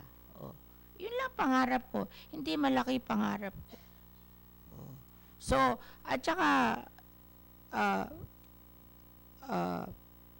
Secretary Piñol, there is a study by the United Nations Food and Agricultural Organization that when they declared the year of the family farms, they said that we should take care of our small family farms because our small family farms will feed the world. They produce 70% of our food. The corporate farms will not feed the world. It's the small family farm numbering 500 million all over the world. And if we do not take care of our small family farms, in 2050, which is 32 years from now, we will have a food shortage. That's why ako, gustong-gusto ko yung mga model taking care of the small farms because natatakot ako doon sa prediction na yun that we will have a food shortage in 2050. Oh, and that is 32 years from now. Tayo, Secretary, patay na tayo noon. Pero kawawa naman yung mga anak natin at mga apo natin. Baka sabihin ng mga anak natin at mga apo natin na yung mga tanga naming mga tatay at nanay na hindi naman inayos tong agriculture ng Pilipinas, ito, nangangagutom kami ngayon. It's not about affording to buy food. It's about not having enough food to buy. Oh. And sinabi na ng UNFAO, it's the small family farms which will feed us, not the corporate farms. Kaya ako, gustong-gusto ko yung mga model na maliliit pero making a difference in their barangay. Yun lang. I mean, kung yumaman yung mga corporate farms na mga in agriculture at magagaling sila, they deserve it. Oh, but I think they can do it by themselves. Ang kailangan natin tulungan ay small family farms. Alam mo, sabi nga nang naghihiring ako dito, I asked the industry of livestock. Sabi ko, ano ba maganda naming gawing program para gumanda ang industry? Sabi nila, tulungan nyo na lang po yung backyard farmers. Kami, kaya na namin ang alagaan ng buhay namin. Di ba sinabi nyo yan sa amin? Natulungan nyo na lang yung mga backyard farmers. Kami, kaya na naming alagaan ng buhay namin. So, it's yung gusto ko yung programa natin kasi nag-uusap na rin tayo dito. I'm sorry that I have to tell talaga NDA that you failed to do your job. Gusto ko, in the future, let's move on, but let's emphasize yung ating small backyard farmers na maiahon natin sila sa kahirapan. And at the same time, mapakain nila ang pamilya nila kasi pag nagawa natin yon, then I don't think that prediction that in 2050 we will go hungry, it will not happen.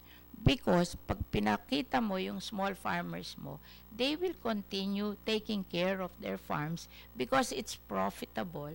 And it's okay naman. Kaya ngayon nila iniiwan kasi sobra nahirap nila Hindi man, kung ang income nila hindi nila kayang pakainin ng pamilya nila, iwan talaga nila ang farm nila. Sasabihin nila sa mga anak nila, anak, mag-aral ka mabuti at pumunta ka na sa syudad at magtrabaho ka na doon. Huwag kang gumaya sa akin na naandito sa probinsya at naghihirap dito sa ating farm. At saka yung mga bata, ayaw na talaga nila ng yung working with the hands. Dapat tayo mag-mechanize na because they don't like working with the hands already. Let's face it, hindi na moda yun. O, hindi na magtsatsaga yung ating mga anak to work with the hands. Yung nga mag-work without the hands, tamad pa yung work with the hands pa. Diba? So, lahat tayo may anak, ako talagang pinapagalitan ko nga araw-araw. Kasi hindi kasinsipag natin. Siguro, mas mahirap ang pinanggalingan natin, kaya masisipag tayo. Sila talaga, hindi na sila sanay ng ganun. So, let us mechanize so that it will be more attractive for them.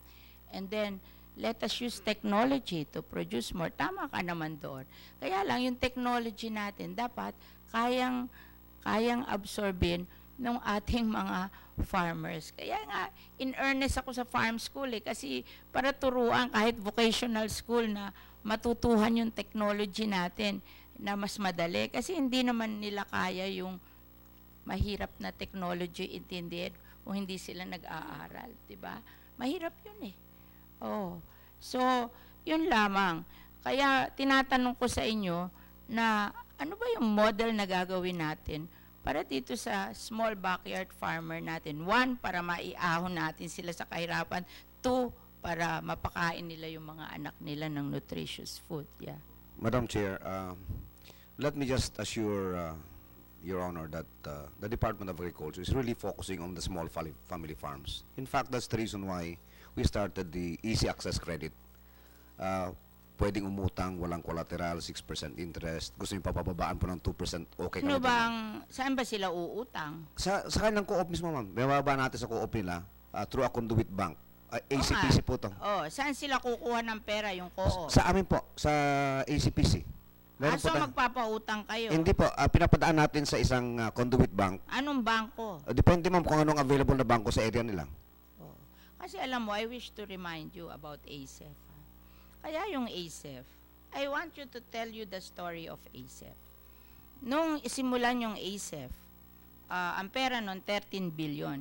Diba? Kaya tinatanong ko sa iyo, saan mo dinadaan? Kasi yung pera ng ASEF, 13 billion. Iyon ay nanggaling sa tariff ng agricultural products. Nung 2011, ipinara yun ng DBM. Kasi naipautang yung 8 billion, walang nagbabayad. Ni-review na nila, 7% ang nagbabayad. And then, nung reviewin nila, ang ASEF, ang lowest loan is 15 million, ang highest loan is 100 million. When it's supposed to be untitled ng program is Agricultural Competitiveness Enhancement Fund. It should help the small farmers to be competitive. So, yun yung reason for ASEF. Lahat ng tariff on agricultural products dinala sa ASEF. Unfortunately, ang nag-manage, Department of Agriculture, at the House Committee on Agriculture and Senate Committee on Agriculture. They call it COCOFAM. So, nung reviewin, napahiram to sa mga malalaking negosyante at hindi sila nagbayad. So yung purpose for which it was created, nawala ang 8 billion. Parang ang loan na 6.4 ay walang nagbayad at yung 2.5 binigay na grant doon sa mga politiko. Okay. So, nung hindi na po ni-release ni Boots Abadian, kahit anong pilit namin, ayaw na niya. Sabi niya, it was subject to abuse. Nag-expire yan in 2015, yung ASEF. So, noong 2015, may natitira pa siyang 5 billion. So, naisip ko na kung yung 8 billion did not achieve what it's supposed to achieve, at least naman tong 5 billion, be able to achieve what it's supposed to achieve. Hindi naman natin kasi kung hindi na natin itutuloy, wala na lalong pag-asa yung mga maliliit na magsasaka at mangingisda. So I forced na i-renew ang ASEP until 2022 for the 5 billion, and of course, madadagdagan yon because may collection pa ng tariff. Madam Chair, actually, itatap po namin yung ASEP, ma'am. Ngayon, ikukwento ko lang sa'yo para matakot ka dyan sa ang agriculture, tapos ibibigay sa co-op. Ako ang laki ng Ma'am, 96% pa yung repayment natin yan. Anyway, ikukwento ko lang sa iyo what happened. So, ayaw ng DBM i-release. So, pinilit ko na ipasa ko yung continuation of the ASEP in 2015. Ayaw ni Senator Osmeña na ipasa. Sabi niya sa akin, basahin mo yung listahan ng nakinabang dito sa floor. Bago ako boboto dyan. Sabi ko, pag binasa natin ang nakinabang dito sa floor, walang boboto kasi nandito sa floor yung mga nakinabang. So, wag na natin basahin. Let bygones be bygones. Ipasa na lang natin. Tingnan mo naman yung reform. At talagang reform. Tinanggal po namin sa amin ang power. Ako po chairman ng Committee on Agriculture. Tinanggal ko. Kasi it did not work eh. So, tinanggal ko po. Dinala ko lahat ng pera sa land bank. Doon sa land bank. 4 billion. 80% land bank. And then, yung 10% binigay ko po sa CHED para sa scholarship. Kasi yun ang talagang lahat ng taong tanongin mo, gusto nila yung scholarship.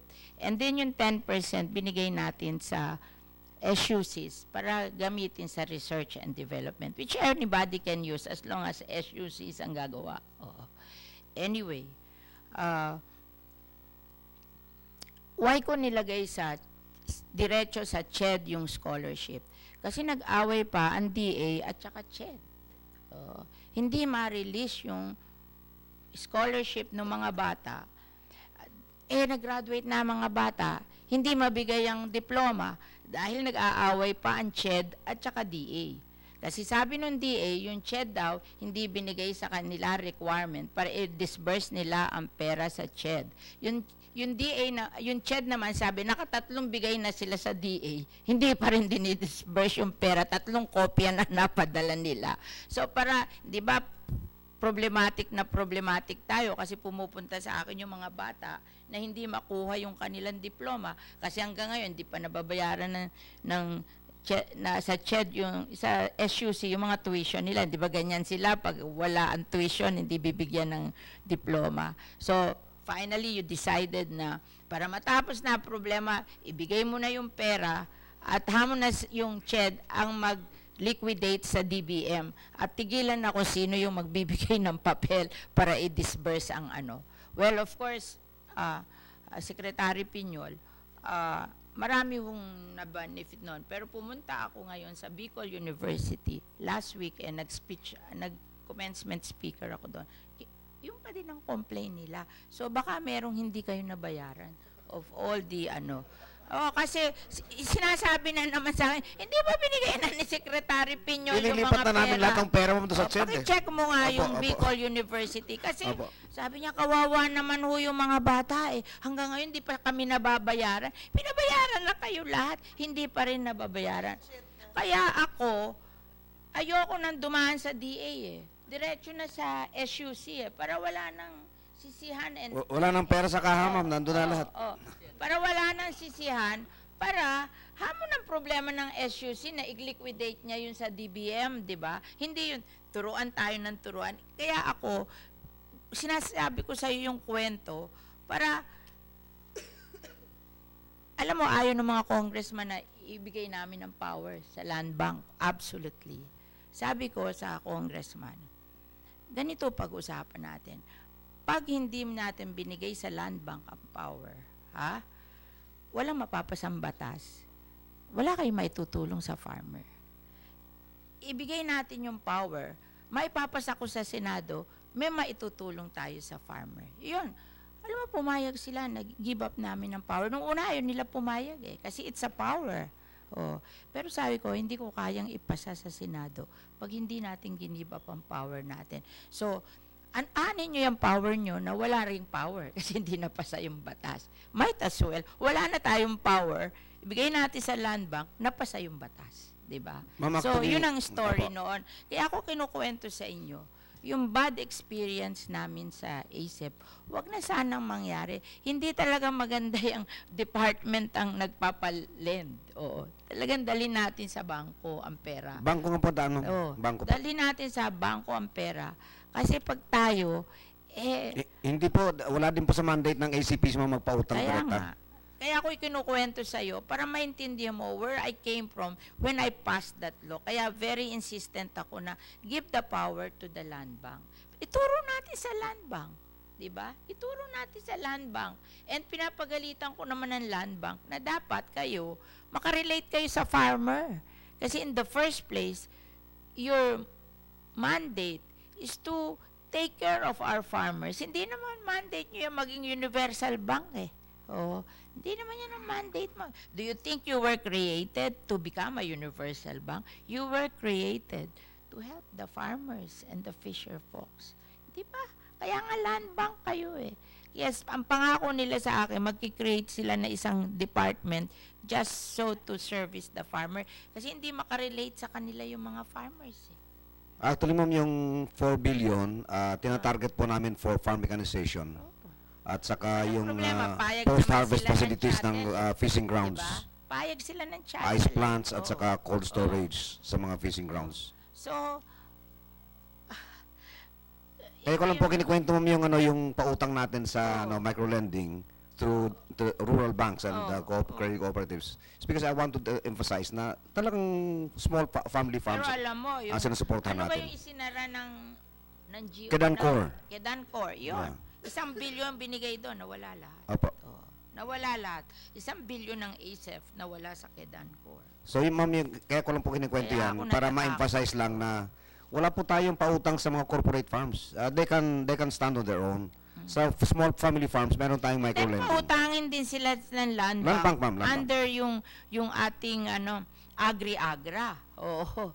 Yung agri-agra, mas mahigpit yun kasi yung agri-agra, ang pera doon galing sa depositor that the government instructed land bank to lend 25% of their loanable to agri-agra. So, hindi tayo magtataka na medyo hihigpitan nila yon in terms of collateral, mga ganon, because sagutin nila yun sa depositor eh. Kasi ang nagbigay ng pera sa kanila to go there is to be able to lend that are depositors. And then mas mahal yon because they pay deposit interest, di ba? Interest on deposit, kaya mas mahal yon. Itong ating ASEP, galing to sa gobyerno. This is money from the government. Hindi sila magbabayad ng interest dito. They will just be there to manage the farm. Kaya you can demand that they charge lesser interest and they can take more risk. Oh, kasi wala namang maghahabol sa kanilang depositor eh. It's the government. It's supposed to be, government should be helping the people. It's not there to make money on the people. Kaya nung yung SRA, pumayag ang land bank na yung 4% na management fee nila, i-deduct na lang dun sa ibinigay na pera sa kanila and then i-charge na lang nila ang farmer ng 2%. Tuwan-tuwa po ako doon. Kasi sa 2%, anybody will borrow. Diba? Anybody. And they will try to be able to borrow. Because saan ka naman makakakita na 2%? Eh, yung mga SM, katulad namin, public company, we borrow at 5%. Oh. Why? Pag yung farmer na mahirap, nakabaro at 2, that is really a manna from heaven. Oh, walang ganun. Oh. So, talagang maganda tong programang to. And we will continuously put money there. Oh, kasi ang una namin nilagay doon, ASEF. Then SRA, every year, 300 million. Yung coconut will put money there also para sa coconut farmers. And then pagpasa ko nitong livestock and dairy, we will put money there. I will mandate na malaki ang inyong budget and then you put a certain percentage of your money there para sa farmer. Kasi one of the reason why this farmer, hindi sila mag-improve is wala silang puhunan. And if they can access puhunan at 2%, kasi 4 lang yung barrier eh. Technology, mechanization, access to cheap credit. Solve na yung access to cheap credit. If ano yon? Actually, ang marketing is financial literacy. Oo. Because when you're a business, alam mo paano ka kikita eh. Financial literacy yun eh. And marketing is part of that. Kaya yung tinuturo ng ATI na Farm Business School, kasama marketing. It's the operation of a business. We should teach our farmers to become businessmen. And or small farm is their business. They are not farmer. They are businessmen. They have to make money. And their small farm is their small business. Dapat yun ang mentality. Hindi yung tanim ng tanim, kahit na nalulugi doon sa itinatanim, hindi alam na nalulugi na siya. Hindi ganon. Yung itinatanim, katulad nga sabi mo, kukumputin mo kung magkano ba puhunan dyan. Like sa milk, magkano ba puhunan?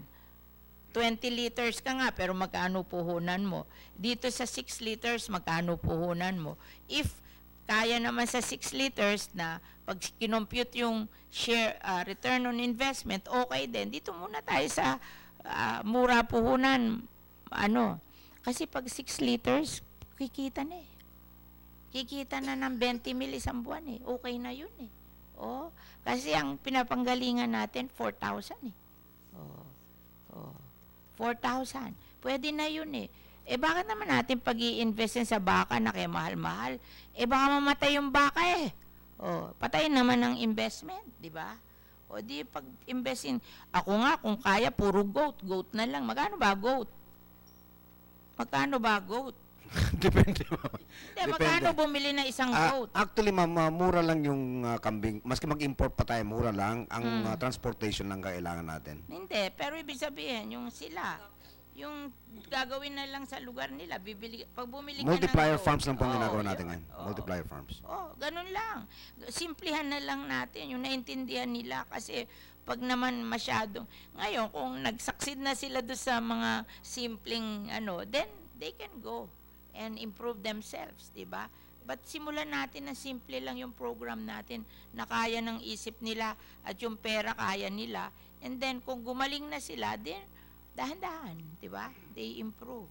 Kaya, ang gusto ko po ngayon, malaman sa inyo, ano bang model ng gagawin natin para ma-increase yung ating dairy production on the part of our backyard farmers, di ba? Ano ba yung model na bagay sa kanila? Gusto ko lang madinig, Secretary Piñol, kung ano yung model na nakikita mo na kaya ng DA, kasi, you are din sa budget, di ba? May budget din kayo na may mga things na hindi rin natin kaya. The Dairy Buffalo program is a working program. I think it's doing well, and we will continue to expand the program.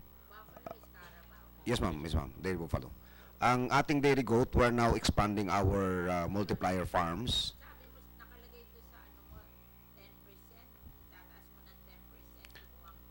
Opo, sa 2022 po natin ang target yun, ma'am. Opo.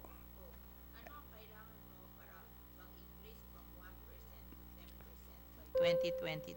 Well, there are for the increase in the volume of milk to be produced, we really have to rely on dairy cows, ma'am.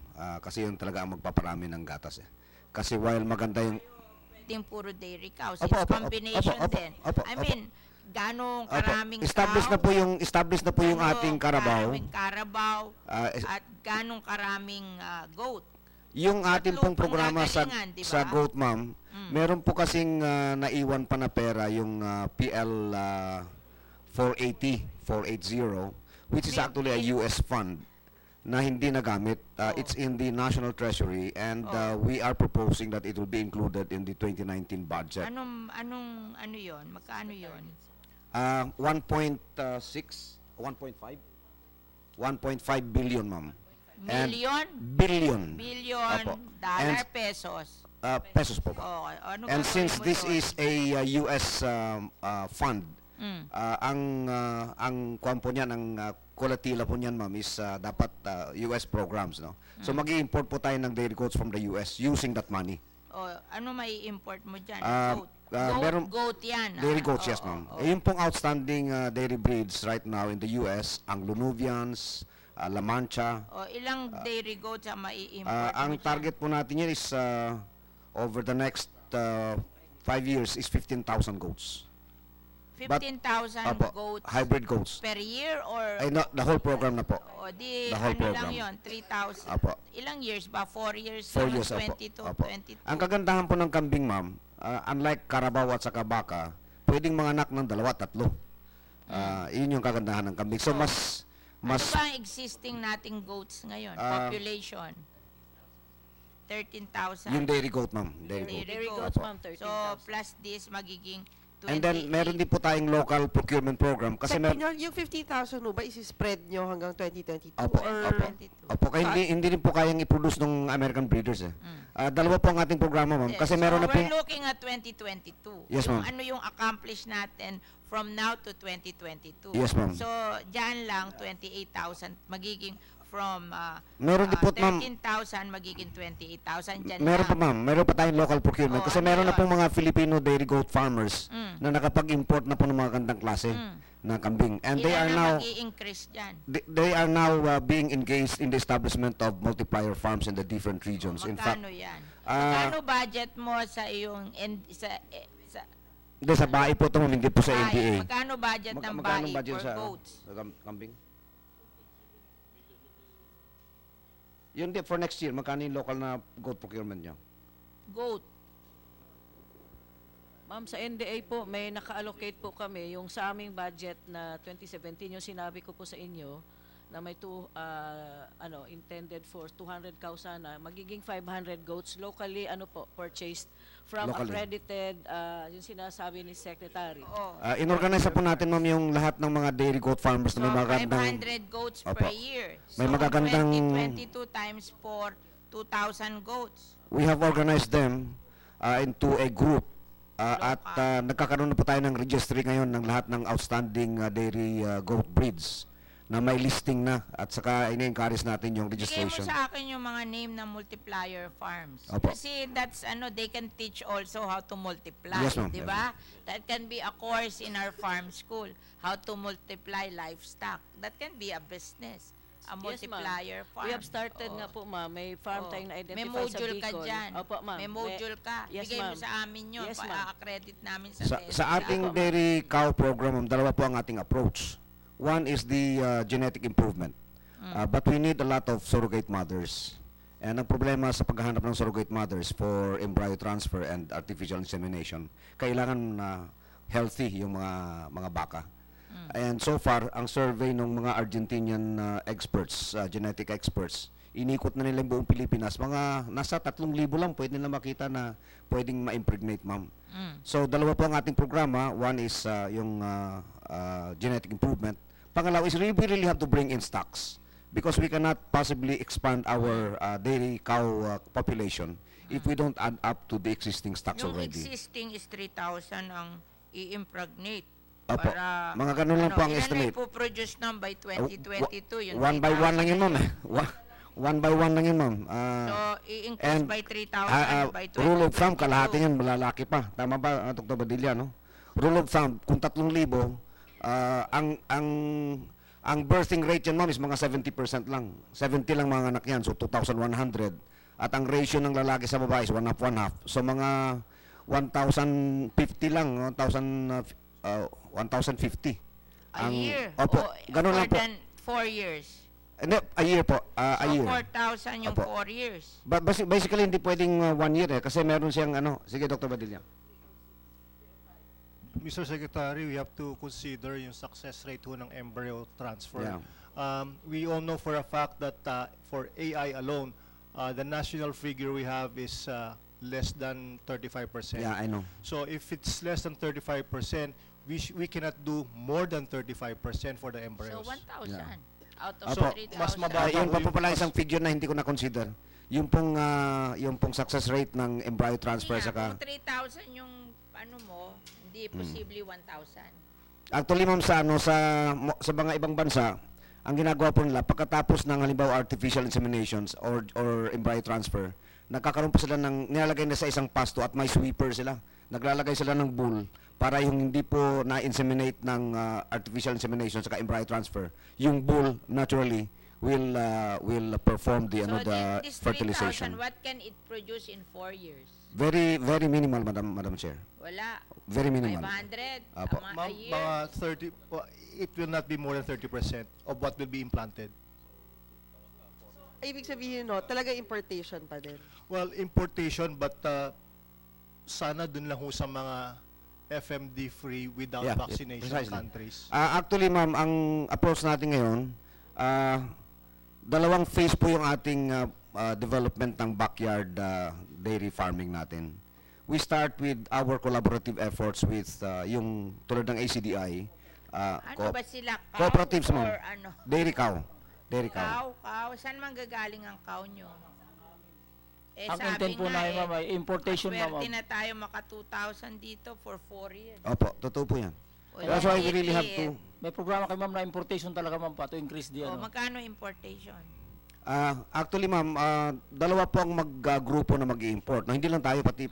I have already talked to 3 groups actually who are interested in the setup that we have arranged. No, mag-i-import po sila, kanilang pera. Mag-i-import sila. Ang agreement lang po is that tutulungan natin sila na mga pag-setup. Halimbawa sa Tanay, mayroon tayong farm. Sa Pangasinan, mayroon tayong farm. Sa Ubay, mayroon tayong farm. Pahiram Sa mo yung Baguio. lupa.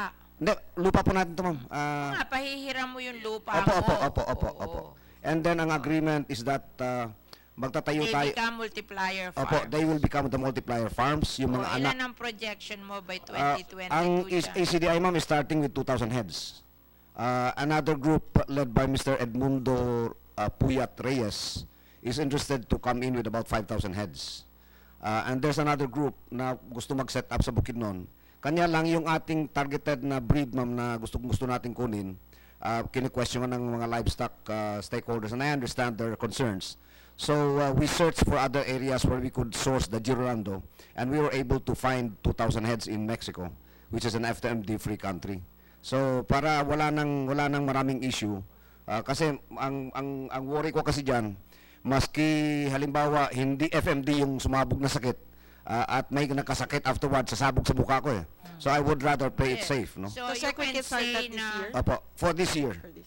And then the other, ma'am, is actually ang Girolando is considered as one of the best tropical dairy breeds. Kanya lang, ang karamihan po nito nasa FMD not free countries like Brazil and Argentina. Can you say na sa iyo, through importation, na mapoproduce mo 10,000 heads? For next year, ma'am.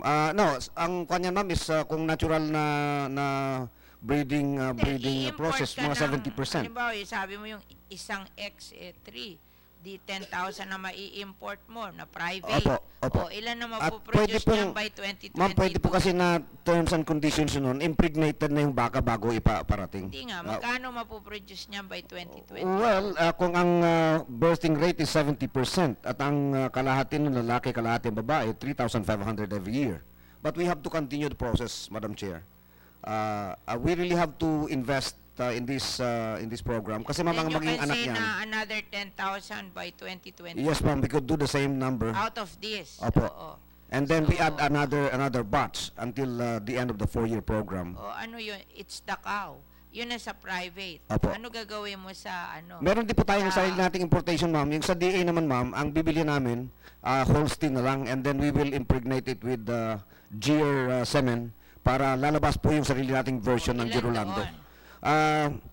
Meron tayong available ngayon, ma'am, na 300 million. 330 million is good for about 2,000 heads. And then, meron pa akong mahila-hila siguro na mga pundo ng bai. We hope to be able to import about 10,000 heads for this year. What? 10,000 heads for this year, ma'am. Including the from private sector. government? No, ma'am. Including the private sector. Opo. Oh. So yung X nawala na yun. Opo. And then, ang programa natin ito, ma'am, halimbawa yung sa Ubay, 7 lang sila. we will not, as you feared earlier, we will not compete with the local dairy farms. In fact, we will complement them. Kasi yung pong anak ng mga baka nila, yun po ang ibibigay natin sa mga dairy farmers in every town na gusto magtayo ng dairy farm. Ang concept po natin, ma'am, because we would like to correct the mistake of the past, yung individual animal dispersal will never succeed. It has never succeeded. Hindi po talaga po pwede. So we are encouraging farmers to group themselves into 10 families, 20 families. You can form co-ops. Yes, ma'am. They can form co-ops in one area, and then ilalagay po natin sa isang common facility, And then tutulungan sila ng gobyerno mag-set up ng common facility, pati So milking para kayo facilities. maghahanap ng lupa para... Hindi po, sila Set. pagpahanapin namin ng lupa. Yung mga stakeholders, all the LGU supporting the program. Ang amin pong counterpart is we will provide the animals, we will provide the facilities, the milking So parang equipment. parang you're moving away from the backyard raising. Siguro po later on, pag na-develop na talaga yung expertise ng farmer on how to take care of the cow, maaring yung sa likod ng bahay. But in the meantime, we really have to transfer the technology. So, when you say of cow, it's co-op. Yes, ma'am. Co-op, ma'am. Yes, Ang ma'am. cow is co-op. Yes, ma'am. Oo. So, Yung buffalo kasi gamay na ng mga farmers, ma'am. Ang Pwede goat, ng ano ang backyard goat? yun eh. Backyard yung kwan, ma'am. ang goat is backyard. Yes, ma'am. And then Oh, susundin natin Carabao. ma'am yung programa mo na yung gatas na ipoproduce. Doon na lang sa community Ang ipapainom. Carabao, how do you define Carabao? Ganun din, ma'am. Backyard na lang, ma'am. So, ang ating backyard is Carabao And goats. Yes, ma'am. Ang ating Baka. co-op and private companies. Yes, ma'am. is- Initially. But we will move towards no, backyard. No, that's okay with me. Basta, alam ko na ang backyard is goat. Eh, dito namin dadalhin ng pera. Apo. Bibigay. Napakadali. Apo. Wala kayong problema Apo. sa amin. Maglinawan lang tayo kung ano gagawin natin. And then ako na bahalang maghanap ng pera Apo. para sa Carabao at goat. Yes, ma'am. Kasi, Actually, kailangan natin oo, paramihin yung kambing kasi mas gamay ng Pilipino yung kambing, ma'am. Mas madaling pakainin kasi. Ako talaga, believer ako sa Carabao and goat. Madaling Sa pakainin. nakita ko, at sa lahat And- ng nakausap ko, palagi nila sinasabi sa akin yung mga marurunong na to mga asawa ng congressman to, nagtayo ng dairy. Hirap daw sila sa cow And Hirap milk alagaan quality, Madam Chair, yung goat's milk actually is the milk that is nearest to the mother's milk. Pwede mong inumin maski lactose intolerant ka. Yes, Mr. Madam San Chair. Diego. Yung sinabi niyo po halimbawa Thailand, ang price po ng milk doon ay around 50 pesos Ganon din sa Vietnam. Dito sa atin 28 Mas mura po yung kanilang cost of production kasi subsidized sa Thailand. Proyekto po yan ng hari Kaya nagpo-prosper dito. Kaya nag-prosper ang Thailand. I went Kumikita ho yung there. farmer. I Kumikita went ho yung there.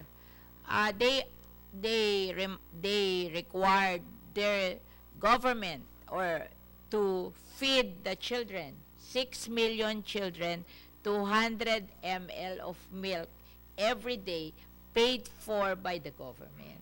Yun ang nagpa-boom sa dairy sa Thailand. Yun nga po, mataas po kasi yung presyo ng gatas, 50 pesos. So, against 28 dito. So, make demand kasi ang government magbabayad. Bakit? Dito rin naman sa atin, ganun ang gatas Farm gate. Pero yung Nestle, ganun ang benta sa market. Kaya lang siguro sila, kaya kumita ang farmer, kasi yung value chain, government ang nagbayad diretso sa farmer or co-op, di walang tubo in Siguro, between, Madam diba? Chair, may middleman pa ho ba sa inyo? Wala. So yung 28, wala pang middleman yun. Hindi, kaya nga mura. Kasi, Hindi, wala nga middleman hindi kaya nga mura, you are selling to private. Diba? Cooperative. Cooperative din po. Binebenta ko sa cooperative, binideliver po sa Kanino sa Laguna. nila dinili-deliver? Sa Laguna pa po. Hindi, kanino nga dinideliver ng co-op nyo? Hindi Yung- po.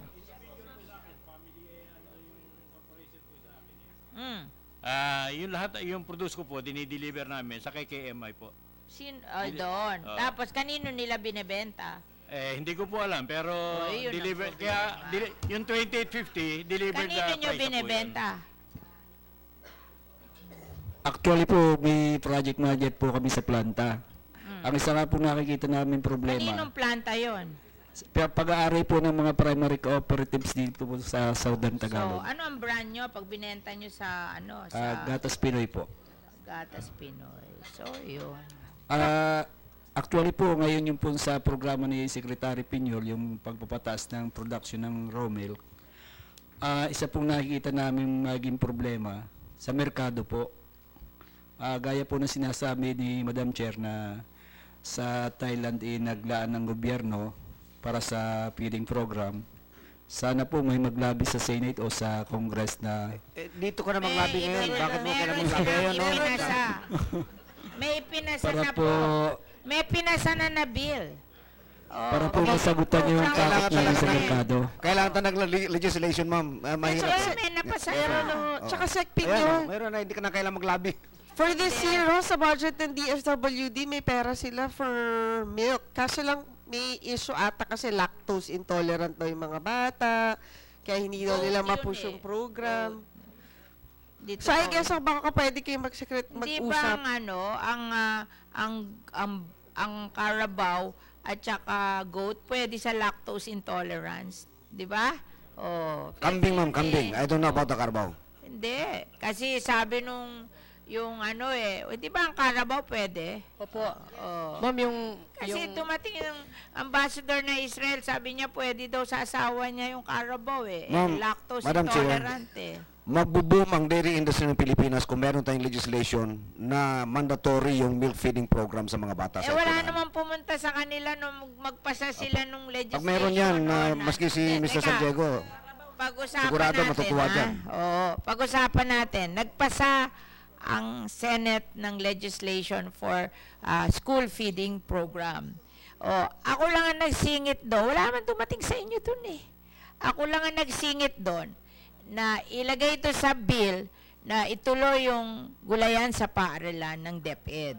Kasi ang dami kong nakita na nasolve nila yung malnutrition nila through gulayan sa paaralan. Sila mismo, walang pinagkagastahan. Tapos, wala naman naglabi doon na include ang milk. Ako rin na naglagay doon nung i-require yung milk, di ba? Through, ano bang wording doon? Hanapin yung wording ng law na in-include din ng milk Ma'am, through this hearing today, through you ba? At saka NDA. Nilagay namin na encourage yung milk program through Philippine Carabao Center and NDA. Nakalagay sa bill. Aralan nyo yon and then maglabi kayo sa IRR kung ano ilalagay doon. Madam Kaya ako nga lang ang naglagay doon Wala naman dumating sa inyo. Kaya minsan, naiinis ako sa inyo. Reklamo kayo ng reklamo. Pero pag nagpapas kami ng legislation, wala naman dumadating sa inyo para ilabi sarili nyo. Kung hindi ko kayo naalala, hindi kayo nasali doon. Madam Chair. Naiinis ako, ikaw pa. Madam Chair, at least ngayon magpapasalamat kami kay Secretary na sinabi niya na yung Brazilian out na yung importation, no? But secondly, gusto namin sanang tanungin kasi may dumating na imbrayo na galing sinira na, Sendong. Yeah, Sinira na. pero dumating ito ng I think September, October last year. So paano nakapasok 'yon? Illegal kasi pumasok 'yun And up to pwedeng i-explain na lang ni Manong Bill. Madam Chair, because we receive reports from our association members from Bukidnon requesting for an inquiry regarding the importation of embryos from Brazil. Because there were, actually Argentina. I'm sorry, Argentina, sir. They were Ambassador, palagi kong nakikita nagkakalat-kalat dyan. Ano ba nilalabi noon? Yung Argentinian ambassador na yon, talagang kalat ng kalat dyan. Ano ba yung inilalabi? Wala naman, umuwi na yun. Umuwi na ba yun? Kasi palagi ko, everywhere I go, nandun si Argentinian ambassador. Sabi ko, ano kaya? Si Roberto Bosque. Ano kaya Umuwi na yun, ma'am. business nila dito at labi to ng labi dito? Ako okay lang naglalabi sila basta for our benefit, di ba? Pero naglalabi sila para ipahamak tayo, hindi tayo natutuwa doon, di ba? Yes, Madam Senator, yun lang yung concern ng Federation, nung magbabaka, na, because yung mga ibang members namin sa Bukidnon were offered na gumamit ho ng embryos from Argentina. Offered by who? By Genex, I think, the Argentinian company that brought in the embryos. So when we inquired sa Bureau of Animal Industry, sabi ng Bureau of Animal Industry, wala naman daw hong health protocol for the importation of embryos. That's why we were so surprised. Ang concern lang is kung i-implant ho ito dun sa mga animals sa Bukidnon, and ipanganak ko ito, yung possibility of bringing in FMD is very high. Dr. Badillian, let me just interject. Because I learned of this problem actually about a month ago. And this was when those embryos which were supposed to be transported to Bukidnon actually sought quarantine clearance. So tinanong ko, nalaman ko na nakapasok yung embryo in a, anong tawag doon, yung tanke? Nitrogen tank, no? Actually, walang malis yung ginawa ng GenX. They really thought that they complied with all of the requirements, not knowing that the Philippines and Argentina do not still have an animal health protocol, no? Which is actually just kanya parang requirements. So difficult as it was, I summoned Coco Kraus, the importer, and I told him, I don't blame you because you have been saying that we want embryos and so on and so forth, and maybe you thought that everything's okay. Sabi niya malulugi daw siya ng 4 million. Sabi ko, Coco, I cannot allow you to use that. Even if you're my friend, I cannot allow you to use that because even if hindi FMD ang sumabog ng sakit sa Bukidnon, kung may sumabog ng sakit doon, sa akin pa rin puputok. So pinasira po natin yan, Dr. Badilla. Don't worry. Mr. Secretary, can we get an assurance? Because we were requesting that the Federation be a witness on the destruction of this particular importation. Tapos na. NMIS, we actually acted as an agency. You have to trust us. And with COA, you just have to trust us as an agency. We are not people who would like to put in jeopardy the whole industry. In fact, it was a difficult decision that I made. Sabi ko doon kay Coco Kraus, sabi ko, pasensya ka na, malulugi ka na 4 na milyon. But you're talking here of the whole industry. I cannot allow it. You cannot blame. Mr.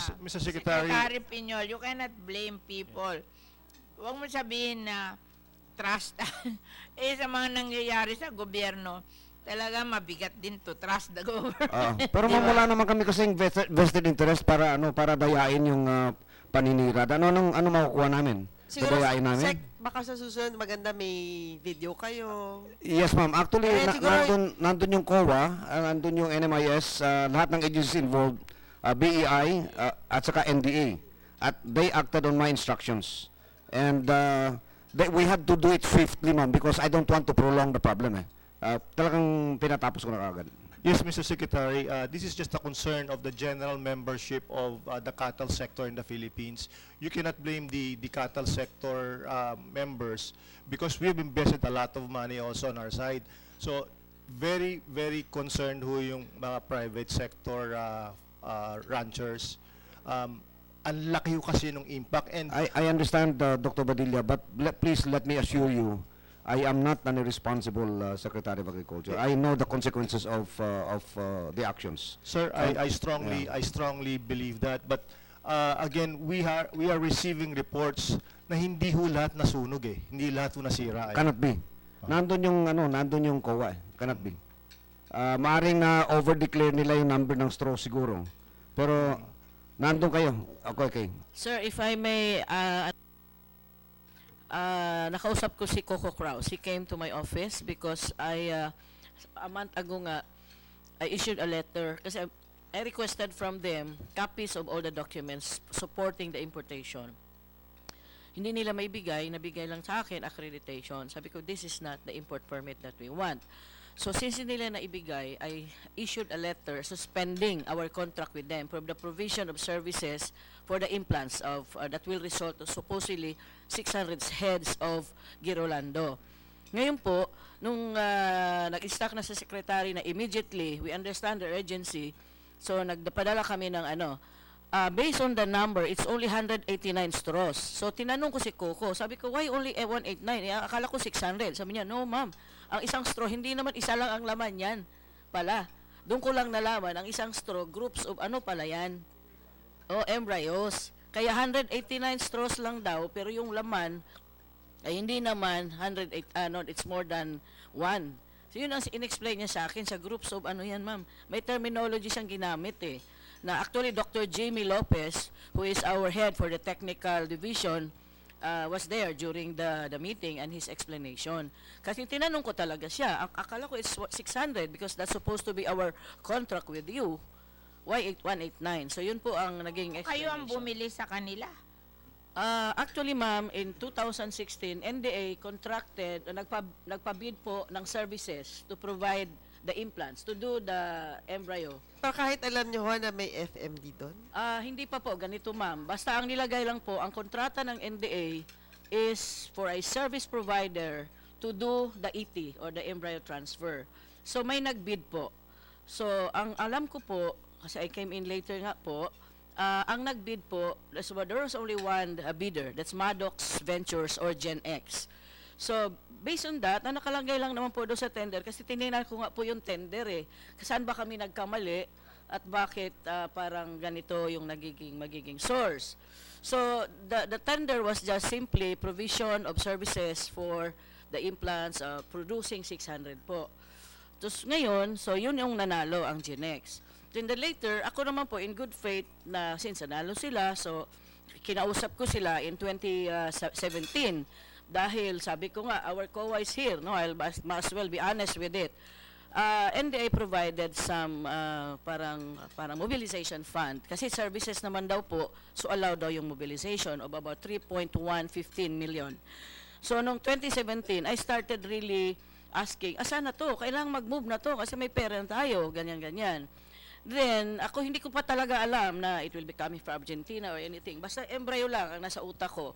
So, purchase, alam mo may food yun and na nga, mouth ma'am, disease. Ba't hindi mo i-indicate kung saan dapat manggaling? Diba? Yun na nga, ma'am. Kasi naging generic yung Bakit sa nila tender. generic? Kasi gusto nila na makapasa yun. Sa tender. Anybody. Hindi naman kasi kung ikaw alam mo na in the world there are places where may food and mouth disease, specific mo yon. Yes, Kung ikaw nakakaintindi, bakit mo i-allow na generic kahit saan lahat bilhin alam mo na may mga sakit in certain countries. Yes, Ba't ganon? That's right, ma'am. So, Ma'am, excuse me, Marlene. Ma'am, let me just make this clarification. Actually, ang kulang na po doon yung health protocol natin with Argentina. It was a guideline, it was a requirement that they were not able to accomplish. They actually did it. Ako, ma'am, I will not give malice to the action. Nagkamali lang. Argentinian company ba siya or what? Filipino-Argentinian. Ngayon, may partner po siya ng mga Filipino.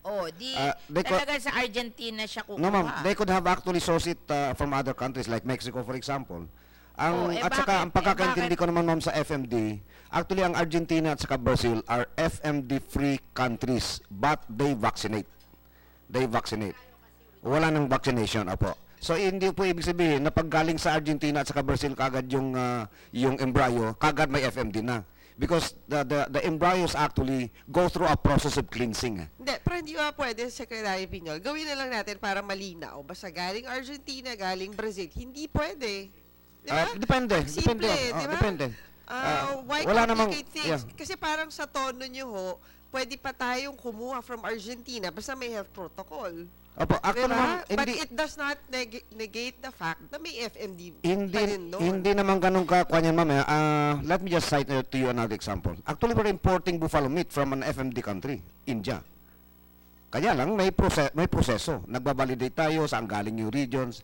Hindi man na talagang nakakadiri yung, although of course sa livestock industry, talagang delikado sa kanila yun. But pagdating sa kung anong... Baka specific lang to livestock. Basta kunyari, livestock, hindi tayo kukuha sa Argentina, Brazil. No problem. Diba? Ganun na lang ho. In the first place, wala namang Girolando ang Argentina. Baka pwede mag-issue na ho kayo ng department order. At saka ang final decision ng Dairy Council, we will just breed our own Girolando. It's actually just a cross of two breeds. Yung Indian Gyr at saka yung Holstein. We just cross it. Siguro ang gusto lang nila, parang sigurado. I mean, hindi naman komo galing Argentina, meron. Pero why will you risk? Diba? Di pumunta ka na lang doon sa countries na FMD free without vaccination na pareho natin para isigurado na natin kasi every time I read articles, palagi nila ipinagmamalaki na tayo yung FMD country without vaccination. So, why should we endanger that? Why should we endanger that? That's very important, I think.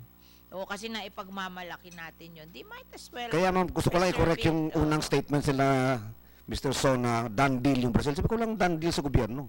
Even if we intend to buy there, we still have to go through a lot of protocols and requirements. Hindi naman ganoon ang gobyerno makipag-deal na pag nakipag-usap done deal na kagad. Hindi ganoon eh. May mga bidding process pa tayong dadaanan, may mga quarantine procedures. And let me just assure the stakeholders that ako, for example, personally, I assure you wala akong vested interest, wala akong agenda. I just want to contribute to the livestock industry. And wala naman ako negosyo, hindi naman ako ninegosyo ng imbrayo, no? Hindi naman ako ninegosyo ng semen. Talagang trabaho lang to akin. And I appreciate your concern. And I of course, I admire your vigilance. Thank you very much. Madam Chair. Natutuwa po ako na yung private sector natin are vigilant. Kasi kung wala yung sila, wala na mangyayari sa atin. Yun ang palagi ko sinasabi sa kanila. In fact, yun ang gusto ko dun sa, nakita ko sa sugar industry. Na parang sila, may pagmamahal sila dun sa kanilang industry. Na pag, talagang pag may problema, nagkasama-sama sila to i-defend. Na hindi ko nakita sa rice industry. Hindi ko talaga nakita. Kasi ang pinaka-worst na nakita ko, yung mga co-op sa rice industry, nakipag-connive sila sa mga smuggler. Hindi nila alam na yung smuggler ang magde-destroy ng kanilang industry. Why will you connive with your smuggler? Dahil kikita lang yung mga ng co-op, yung mga officer ng co-op.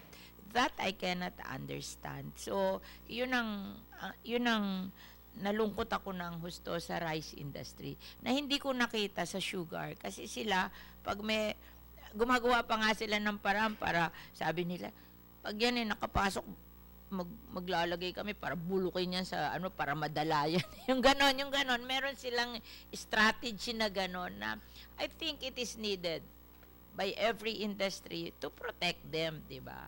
Kasi why will you endanger your industry, di ba? Why will you do that? Endangered your industry, yun ang bumubuhay sa inyo. Lalo na kayo, mga head kayo ng co-op, dahil binili lang sa inyo yung inyong pababayaan nyo yung mga smuggler na makinabang sa inyo. Yung smuggler na yun ang papatay doon sa mga inyong mga farmer, di ba?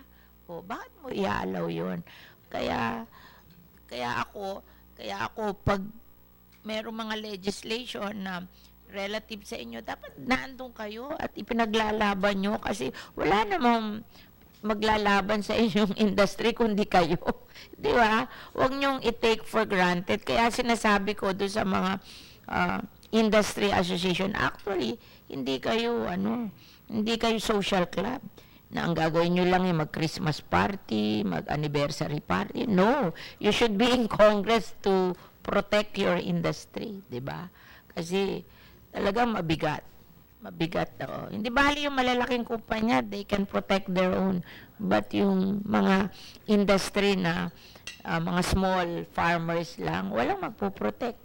Walang magpo-protect kundi yung industry association, di ba? Wala. Hindi nga nila naiintindihan yung legislation, di ba? That will hurt them. They wouldn't understand that. Kaya sana ako po ay natutuwa na very concerned kayo sa industry nyo. That should be the attitude of Filipinos with regards to their industry. Otherwise, tayo rin ang papatay sa mga sarili natin. Di ba? So, yes. Samantalahin ko na yung pagkakataon na isang problema din ho namin sa gatas, sa marketing. Ang kalaban po namin, yun nasa Tetra Pak, na nakalagay din fresh. Di ba may batas tayo yung truth and marketing? Sasabihin mga bumibili sa amin, yung gatas nyo, 1 linggo lang, sira na. Yung binibili namin sa grocery, buwan, tinatagal. I agree, ma'am. I agree with In observation. bold letters nakalagay, fresh milk, which it is not. It's not fresh milk, ma'am. It's not fresh Hindi milk. po fresh milk. Hindi po yan. Dapat, ma'am, matawag yung pansin nila.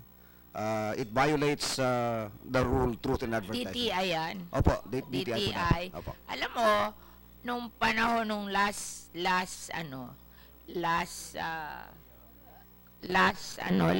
administration, yung DTI talaga napaka-strong nung kanilang yung price monitoring, very strong presence. Tuwan-tuwa kami noon kasi pag may problema kami sa agriculture, hindi man agriculture ang nagbabantay, DTI. Oh, ibig sabihin, hindi totoo na yung agriculture para sa agriculture, yung DTI. Lahat ng price monitoring, DTI. And I've been saying that to Secretary Mon Lopez na i-activate nila yung price monitoring nila at saka yung consumer protection group nila. Kasi that's very important sa DTI. You have to talk to him and emphasize that, Secretary Piñol. Oh, kasi ang tagal ko nang sinasabi, hindi ko nakikita ang presence nila sa media. Noong araw, kay Secretary Domingo, ang lakas ng ng DTI monitoring. Oh, araw-araw, nagpapa-interview yun sa radyo eh. Tapos sinasabi niya kung ano nangyayari, di ba? Ngayon, wala akong nadidinig na interview ng DTI. May nadidinig ba kayo? Ha? May nadidinig kayo? Kung yung panahon ni Araw, yung rice na yan, araw-araw nasa radyo na DTI dyan. Oo. Eh ngayon wala. I remember, Secretary Piñol, di ba nagtitinda ka ng 38 pesos na rice? Bakit mo itinigil? Ma'am, meron sa regions, ma'am. Hanggang ngayon? Yes, ma'am. Ongoing, ma'am. Meron? Opo. Eh, ba't dito sa Maynila, ayaw ka magtinda? Pumasok mo na yung private traders, ma'am, nung nag-usap tong last NFA Council, nag-volunteer yung mga traders na aalalay muna sila. Eh, bakit hindi mo pagtindahin yung co-op? Para siguradong sabay, di ba? To make sure. Outlets na, ma'am, ng NFA ang ginamit nila. 39 pesos, ma'am. Madam Chair, siguro tatanong ko lang kay Mr. Sanjaygo, bakit yung pinoproduce nyo kailangan nyo pang ibenta sa co-op? Wala ho ba kayong direct access to the market? Or meron ho bang proseso doon na kailangan i-fill up ng, I don't know which government agency, ng DA or ng NDA? Kailangan po makakuha ng license sa FDA. Ang problema, FDA, taon ang bibilangin nyo bago kayo i-entertain. As experienced by almost everybody. Eh, hindi, kaya ma'am, pati sinasabi nyo, school feeding program, may FDA din, papasteurize to kasi yan eh. Anything na, basta raw milk lang ang pwede mo ibenta without FDA approval. Pero processed and upwards, value adding, lahat yan ikukuha mo na lisensya sa FDA. Kaya ang FDA po naman eh, ang hirap makakuha ng appointment. So, in a way, parang kayo, victim kayo ng cartel. Parang cartel din yan eh. Kung sino yung may FDA, kayo dadaan lahat doon. Opo. In fact, kausap ko nga si Dr. Arnel eh, kahit sila nahirapan din makakuha ng license sa FDA. Wala ba kayong license? Meron kayo? O, bakit hindi na lang kayo? So, to get FDA approval, ilang documents ang kailangan, magkano yung babayaran? Senator, 4 na taon po sila. 4 years. Tapos magkano mo binayad nyo? So, ang kwento ko nga kanina, siyempre, simula doon sa application, kasi tinamaan kami ng bagyo din eh. And then, nasira yung processing, part ng processing namin. So, it was, it delayed yung aming re-evaluation, re-audit ng aming facility. But, nung ma-audit na kami, so may konti lang silang comments, and then we inayos namin yung mga findings, and then yung final evaluation, nakapasa na kami. So, mahaba talaga yung process. Yeah, sabi ko nga, 4 na taon. So, hindi kasi may natural calamity in between. Hindi, kaya 4 na taon. Yung co-op nyo ho, yung co-op nyo, ilang years ho kayo? Si manager po namin nakalam nun sa pag-trust, sa paglakad. Ma'am, if I may, kasi po part sa servisyo na binibigay ng NDA po sa mga gustong mag-set up ng processing plant ay yung paano mag-apply sa FDA. Medyo mahaba po talaga. The shortest was 1 year. Pero yun, araw-arawin mo ang pagtawag dito sa central. Kasi po, ang application na sa regional. Tapos, iisa lang po ang inspector sa buong rehiyon. So, kung ang daming applicants, isipin mo kung kailan ka mai-inspect. Tapos, pag na-inspect na, okay na, ipapasa po dito sa central office. Dito po sa national po talaga ang release. The shortest na experience ko po was the cooperative in Davao, yung Davao Federation of Cooperative, 1 taon po. Pero sa average po, nasa 2 taon. Yun nga po, yung sa Davao Short yun, dahil ako na nag-provide ng sasakyan sa regional inspector. Kasi kailan sunduin por mga ganun. Question. Po. Ibig mong sabihin, halimbawa, may program tayo na yung ating mga backyard farmer para mabenta nila sa children. They cannot do that without FDA. Kung i-pasteurize mo, ma'am. Ma'am, ganito po ang model kasi na pinupurso ng NDA. We have the farmers, we have the cooperative, and we have the federation. So, ang farmers po, nagpo-form ng cooperatives, primary cooperatives, who handle the collection, support system sa production. Nandyan din po yung NDA. Then, we encourage the federation to the cooperatives, the primary cooperatives in that area, to set up a federation. The federation po usually takes care of processing and marketing of the produce of its members.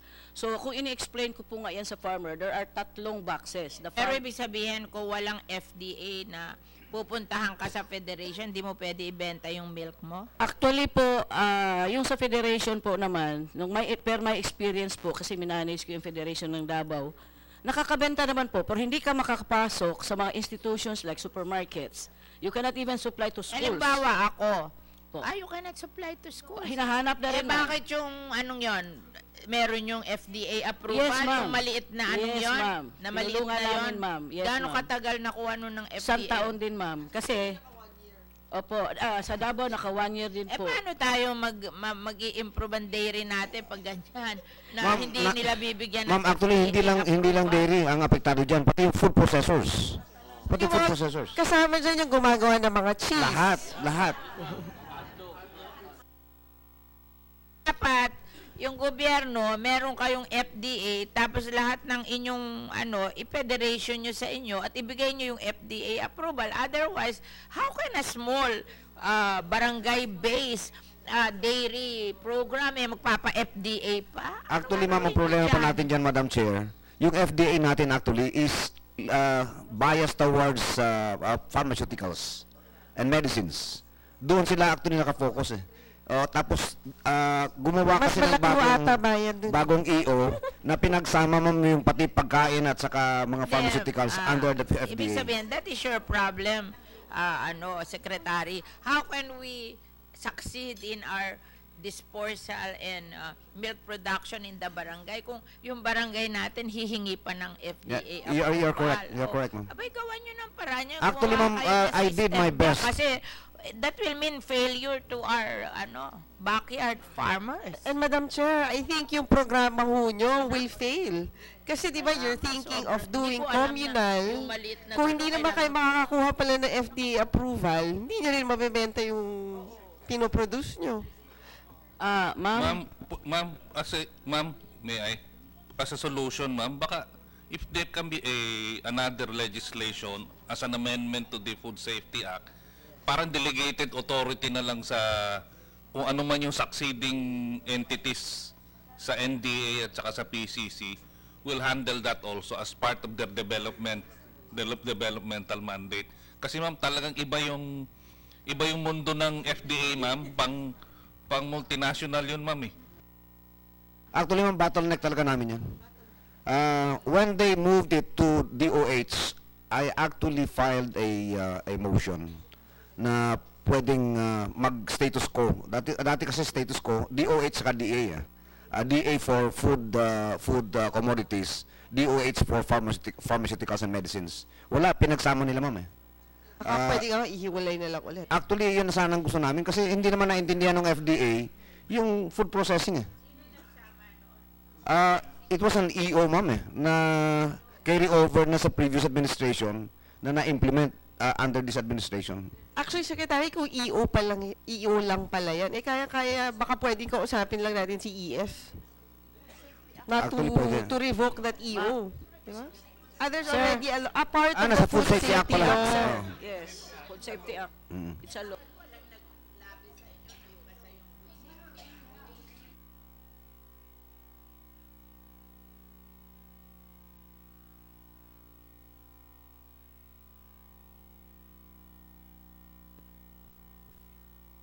Umiiyak actually, ma'am, ng mga stakeholders, lalo mga food processors, yung mga maliliit na nag-start ng business na mga tusino-tusino,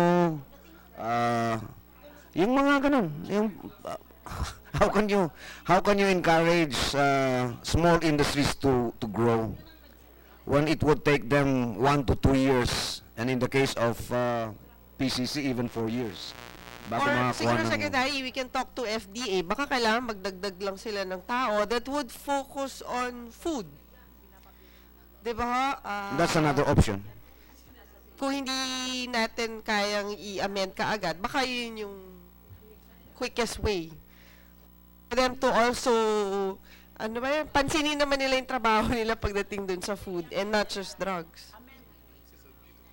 Ma'am, baka pwede rin na empower the regional offices rather than central office kasi matagal talaga pagdating dito.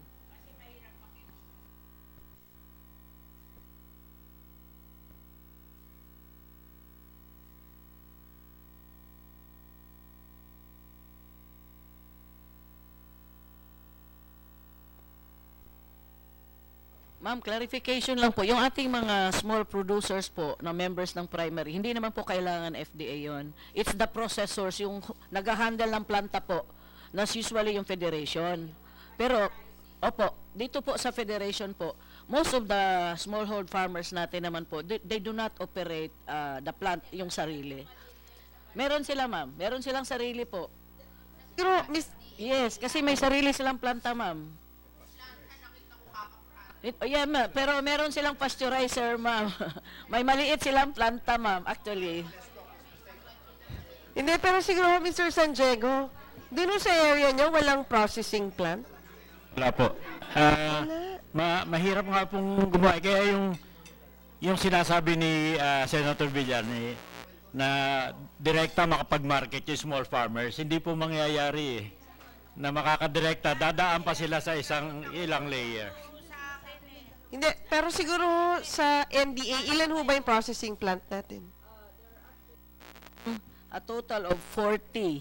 8 po directly established by NDA. Yun pong 32, these are the initiatives na rin po ng mga different processors. Anong spread?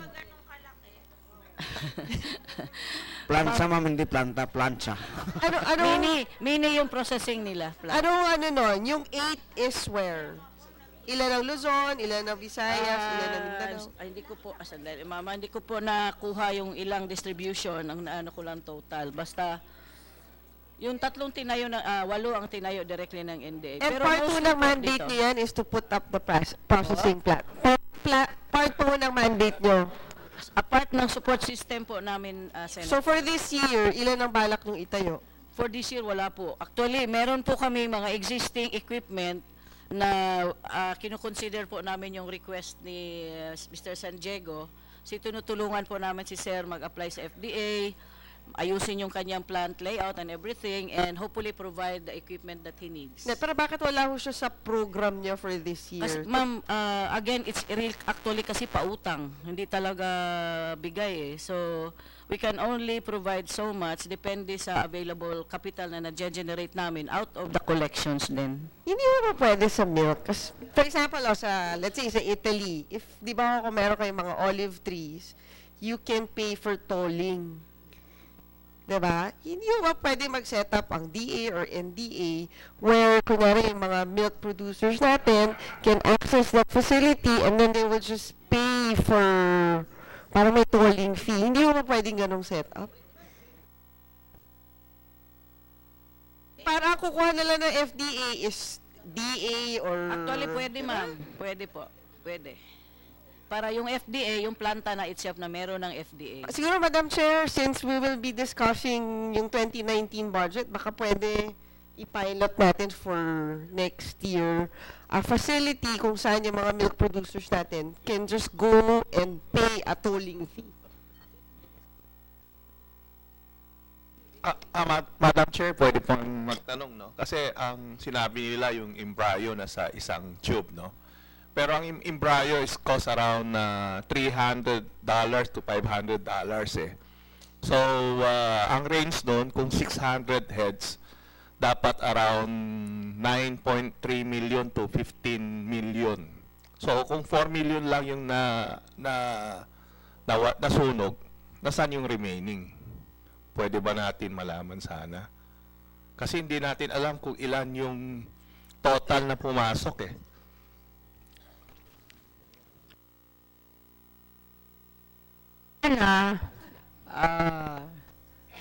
Nung iyan magka-problema kayong ganyan, nag-imbita kayo ng private sector para hindi tayo nagka-problemang ganyan. Bakit ba sa sarili nyo? Alam mo kasi, huwag nyo nang isipin na ayaw kami i-trust. Wala, sirang-sira naman ng trust sa government. Marami. I mean, I don't blame the private sector for the lack of trust kasi ang dami talagang kalokohan sa gobyerno. Kami lang sa aming sarili, ang dami namin nakita eh. Kaya dapat nung sana dinestroy nyo yan, nag-imbita kayo, may witness from the private sector para mas kasi hindi sila maniwala na hindi sila maniwala. In the first place, may question dyan eh. Bakit in the first place, inaalaw nyo na kahit saan lang manggaling? Inalaw nyo ba yon na pumasok dito? Sino nag-allow doon?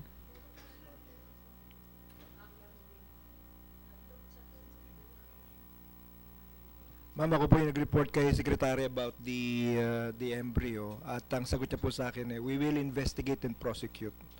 At Monday po yun, ma'am, nag-meeting po kami, pinatawag po yung importer, ma'am, at sinabi niya na in good faith, tinanong niya yung kanyang importer kung yung broker niya, kung may kailangan pang papers, ang sabi ng broker niya, bahala na daw siya. So hindi alam nitong yung pong Argentina na consultant. Sino tinanong niya? Yung broker po niya, ma'am, sa Pilipinas. Ba't siya nag-import for whom? Para po sa NDA po, ma'am.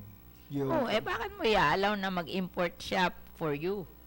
Na hindi mo nilinaw kung sa ano yun? Pwede ba yung ganon? Pero to complete the story, ma'am, Monday po nag-meeting. Ibig sabihin, alam nyo may food and mouth disease in other countries, ibig sabihin, allow nyo mag-import kahit na ano lang yan, walang specification. Bakit nyo inalaw yun? Ma'am, I don't see any naman doon sa papel na sa record ng NDA allowing the importation for Argentina. Wala naman pong sinabing ganun. Pero hindi mo nga nilagay, pero the mere fact na wala kang nilagay, they can do anything. Diba? Bakit hindi mo nilagyan? Kung talagang sensitive ka do sa food and mouth disease. Ang problema kasi, after 6 months na, bago nalaman ng Bureau of Animal Bakit Industry. nila bago malaman? Sino ang ano yan? Actually, ma'am, ako ang somehow Galing- triggered dahil nagtatanong ako Sino ba nag-allow nun? In the first place? It was a previous transaction entered into by NDA before I came in, ma'am. Tapos Sino yon? Yung dating po namin. Ano pangalan nun? Si Grace Senas po. Iyon ba yung panahon ni President Aquino? Yes, ma'am. Tapos ibig mong sabihin 2016 Opo. in order niya yon. Tapos na-discover mo. Na-discover ko kaya kinukulit ko po yung BAI. Sabi ko, dumaan ba sa inyo ito? Ganyan-ganyan. We talked to Dr. Flores, the head of quarantine. At nung pinahanap ko, walang record. So I talked to Dr. Ronnie Domingo. Sabi ko, let's do something about this bago pa ito ma-implement. Kasi I'm really worried nung malaman kong Argentina na. So nga nung malaman, then report kay Secretary. So immediately, even before So yung... 2016 pa yon. Did 2016 pero... it really happen before yung nagpalit ng administration? Ma'am, pero po, Madam Chair, pero pumasok ito ng September to October 2017. Yes. Sa panahon nila. Opo. 2017. Pumasok kung ito. in order Pumasok ng po, embryo. 2016. Po. Parang ganun po. Alam ang mo, nangyari. tapos na si Aquino ng June 30, 2016. Paano naman sasabihin mo na doon ang galing 2017, October, mahigit isang taon bago pumasok sa inyo? Yung kontrata po, ma'am, was executed in 2016. Noong 2017 po ako, nakita ko kasi na-question na talaga ng COA, what happened to this project? Kasi nga may nilabas na pera. So I started digging into this. So nakita ko, so Sabi ko, let's do something about this. Dapat gawin na natin ito. Ako talaga, to be honest, without knowing kung saan manggagaling yung similya, yung embryo. Kasi alam ko naman po na hindi talaga dapat manggaling sa mga countries like this. So, nung nalaman ko na lang na... Nung ikaw ba, nasa Mindanao, ang head mo, yung Grace? Opo, ma'am. Oo. So, hindi kayo, yung mga ganyan desisyon, hindi nyo Hindi nalalaman po. Ay, yan? na-inform po ako, ma'am, na magkakaroon kami ng project ng embryo. Even, she instructed me even to look for farms. So, I started looking for farms. Pero, that was in 2015. Tapos, natahimik, na hindi ko na alam na nagkaroon talaga, nung nalaman ko na lang pag upo ko na meron pa talagang contract and they intends to pursue it. Nung tinitingnan ko nga yung mga tender, kung saan ba talaga may nakaspecify, saan ang gagaling, yung gano'n, parang medyo generic lang po. So nung malaman ko na galing sa Argentina, then I started really digging further, kasi alam ko po na pwede naman daw po, sabi ng mga experts, but kailangan po talagang may health protocol, may risk analysis, and all safety nets. Kaya I started digging into this. So kung nung makita kong wala nga papel, I immediately suspended po. Pero yung bang kumpanyang to, ano yan? Gen X po. Talaga bang, ano siya, supplier siya sa government ng mga ganito? Do you have any experience with them or bago lang yan o dati na yan? I think first time ever, ma'am, na magkakaroon ng engagement dito sa Pilipinas. Pero I think, as far as I know, based on their resume, they have been doing a lot of embryos or implants in other countries. Kumbaga, service provider po talaga daw sila, ma'am. Kasi ang binabayaran sana ng NDA sa kanila is the service for the production of the 600 offspring. Service po kasi yung nakalagay sa kontrata, ma'am eh. Service, yun ang nakalagay. So, I just, yun na nga po, yung issues about, so I just... So, halimbawa, magpo-provide sa'yo ng service sa embryo, di ba? Opo. Saan gagawin yun? Basta ma-supply sa'yo embryo, tapos na yung service? Ganun Hindi, ba ma'am. yun? Maghahanap sila ng surrogates to do the implants. Doon nila ilalagay yung embryos. Ang babayaran supposedly namin sa kanila ay yung offspring. Yung saan nila gagawin supposed to be? So, naghahanap po ng mga farms. Kaya, Hindi, ba't sa mga taga-bukid nun ang nakadiscover sa bukid nun gagawin? Ma'am, ako din po ang promotor noon sa totoo lang kasi tinulungan ko silang maghanap ng farms. At ako ang nakakita ng farm sa Bukidnon na may sizable number of herd na pwedeng magawa yung implants doon that hopefully sana makapag-generate kami ng substantial number of offspring. Kasi nung malaman ko po na 30% lang yung success rate, sabi ko, my gosh, to produce 600 heads, you need at least 1,800 surrogates. So, hindi rin po pwedeng magdoon ako sa smallhold farmers namin na marami, pero kalat-kalat kasi yung aming smallhold farmers, ma'am. So, parang ideally, we would want to have a bigger farms wherein we can do the, implant.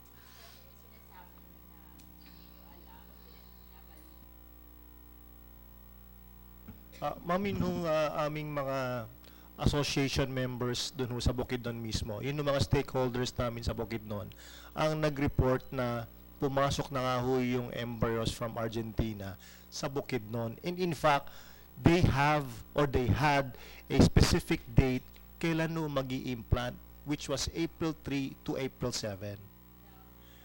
This year po. So na-abort lang ho yun when we started complaining about this issue. And kasi Madam Chair, it's just ironic na dumating ho yung embryos ng September 20 of 2017. Now, the Bureau or the goods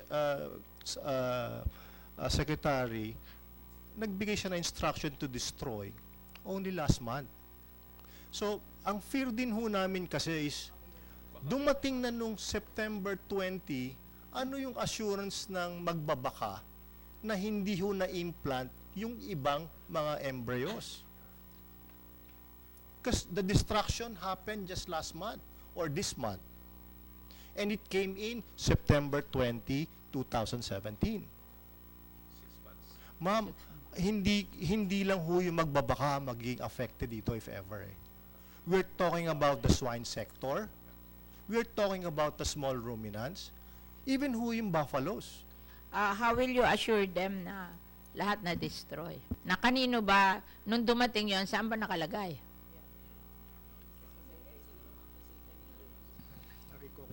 Ma'am, when we heard information that mayroong nakapasok na embryo, the secretary immediately ordered us to confiscate it. So on the same day, we confiscated the embryo. Where? In BGC. So nakuha ko yun, binilang 180 plus straws, 189 straws. Who owns that facility sa BGC? Yung Kaso, hindi nga. So, it's Unix not Biotech. wala siya sa possession ng government agency. Nasa possession siya ng private sector. So, paano yun yung magagaranti na walang pinalabas yung private sector kung hindi naman pala gobyerno yung may hawak nung embryo? Kasi nakapasok ko yun sa Pilipinas nang hindi kumukuha ng SPS import clearance from us. So talagang inismuggle yung kasi kung yun ho ay humingi sa amin ng permit, may mga requirements. So magre-risk analysis ho kami, and then there are certain rules and guidelines na we followed based on the World Organization of Animal Health. Meron silang guidelines sa mga importation, mga ganito. So, yung company na yan, nagsasmuggle. And, ba't kayo nakikita pero bakit sa ka ho yung NDA, may transaction sa isang kumpanya na nagsasmuggle? Wala pa naman po. Ito lang naman pa yung transaction. No? Parang ito How pala will we know na wala? Tuloy ko lang ho, nung malaman nun namin yun, kinumpis ka agad. The following day ho, inilagay sa autoclave. Paano nyo nalaman na ibinigay sa inyo in lahat? boiling water and later cremated po. Paano nyo nalaman na ibinigay sa inyo lahat? Kung ano? Binilang ho, ang nag-witness pero daw- ano ba nasa, walang import permit smuggled smuggled So, daw how yun. will you know? Ang nag-witness ho ng disposal daw, yung isang attorney sa amin sa DA Legal. Pero kailan nyo ginawa yan?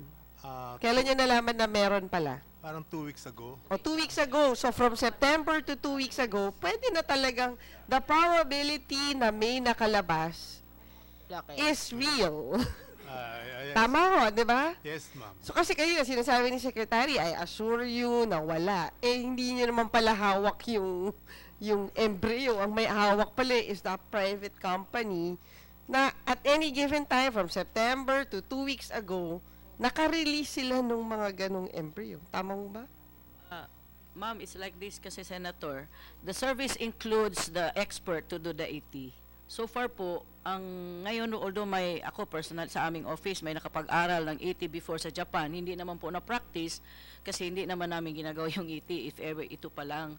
So I would presume na kung sakasakali, the expert, kasi manggagaling po ang Argentina, a certain Mr. Alfonso, to supposedly do the implants. So ako lang, tinitingnan ko lang po, kasi ang target farms lang sana nila na nakuha is Nest Farm in Davao at saka yung sa UHI in Bukidnon. Palang ito lang yung dalawa pa kasi ang nag-signify ng interest to enroll their cows as surrogates. Una hong inoffer namin, Batangas area, ako hindi ko pa alam kung saan manggagaling yung walang pumatol sa Batangas areas po. Walang farmers. We conducted an orientation, walang farmers na pumayag. Kasi hindi namin ma-define exactly paano magiging bayad namin doon sa pahiram ng matres. Kasi parang doon sa surrogate, hihiramin mo lang yung matres so that you can do the implant.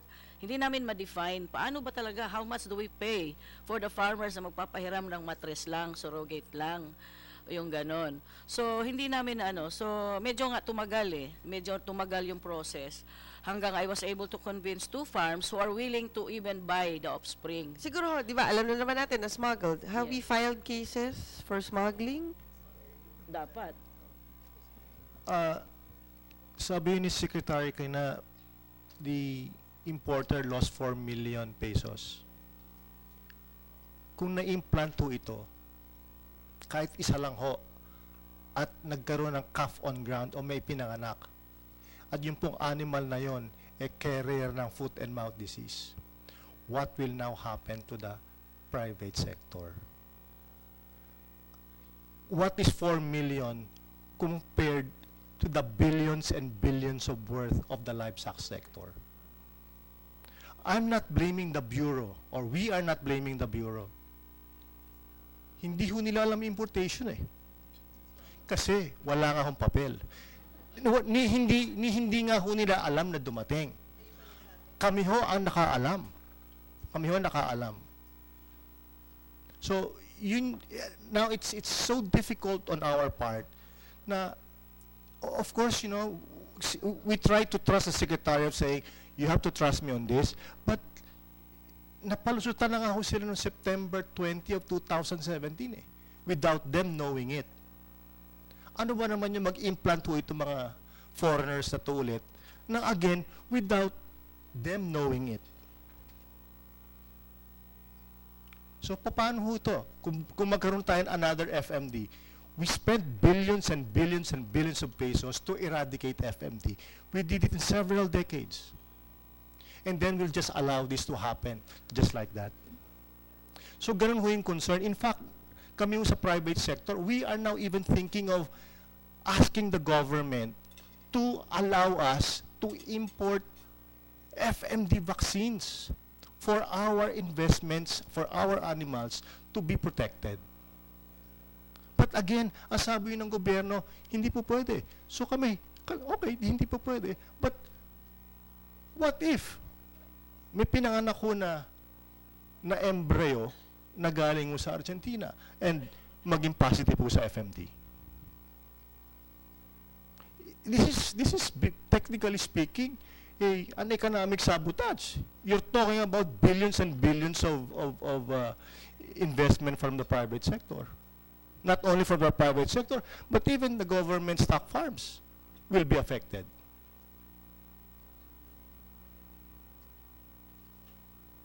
Yung magdemanda.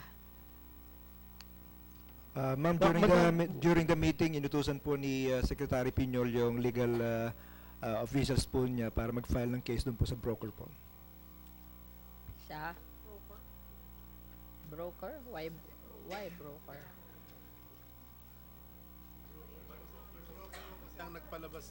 Yung broker ho kasi ang nag-facilitate ng pagre-release ng Kaya shipment. alam mo, pag hindi talaga tayo nag-file ng case, gagawin sa atin yan. That's the problem. Alam nyo, dapat talaga magfa-file ng case para matakot. Kasi kami naman,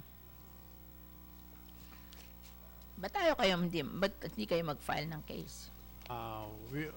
I-relate ho namin sa aming legal division, sir. Ma'am.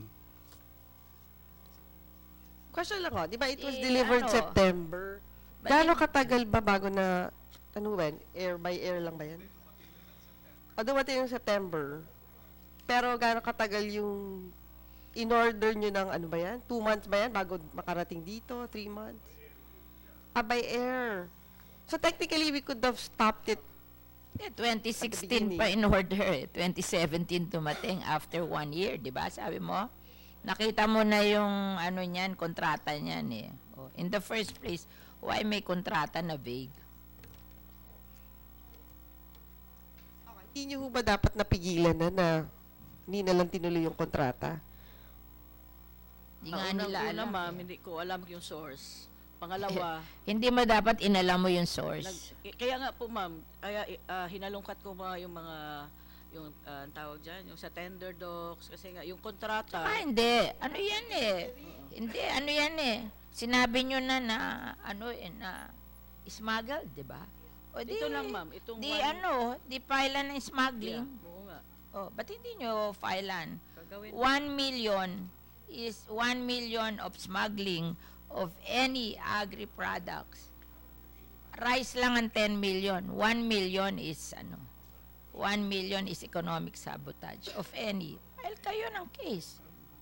Mag-file kayo ng case para matakot kasi kung hindi tayo magfa-file ng case, Ito na ba't hindi kayo, ikaw, GOCC, hindi ba pwede ka mag-file ng case? Nabasa mo ba yung large-scale agri-smuggling is economic yes, Your Honor, sabotage? but we have no jurisdiction so far as DA is concerned, Your Honor. NDA yan eh.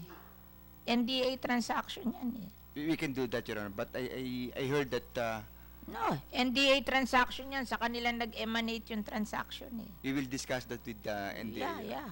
Sa kanila nag-emanate. Sila nag-issue ng ng contract eh. Oh. Yes, Your Honor. Rice lang ang 10 million. Any other agri-product is 1 million is economic sabotage and non-billable. Lalo na yan.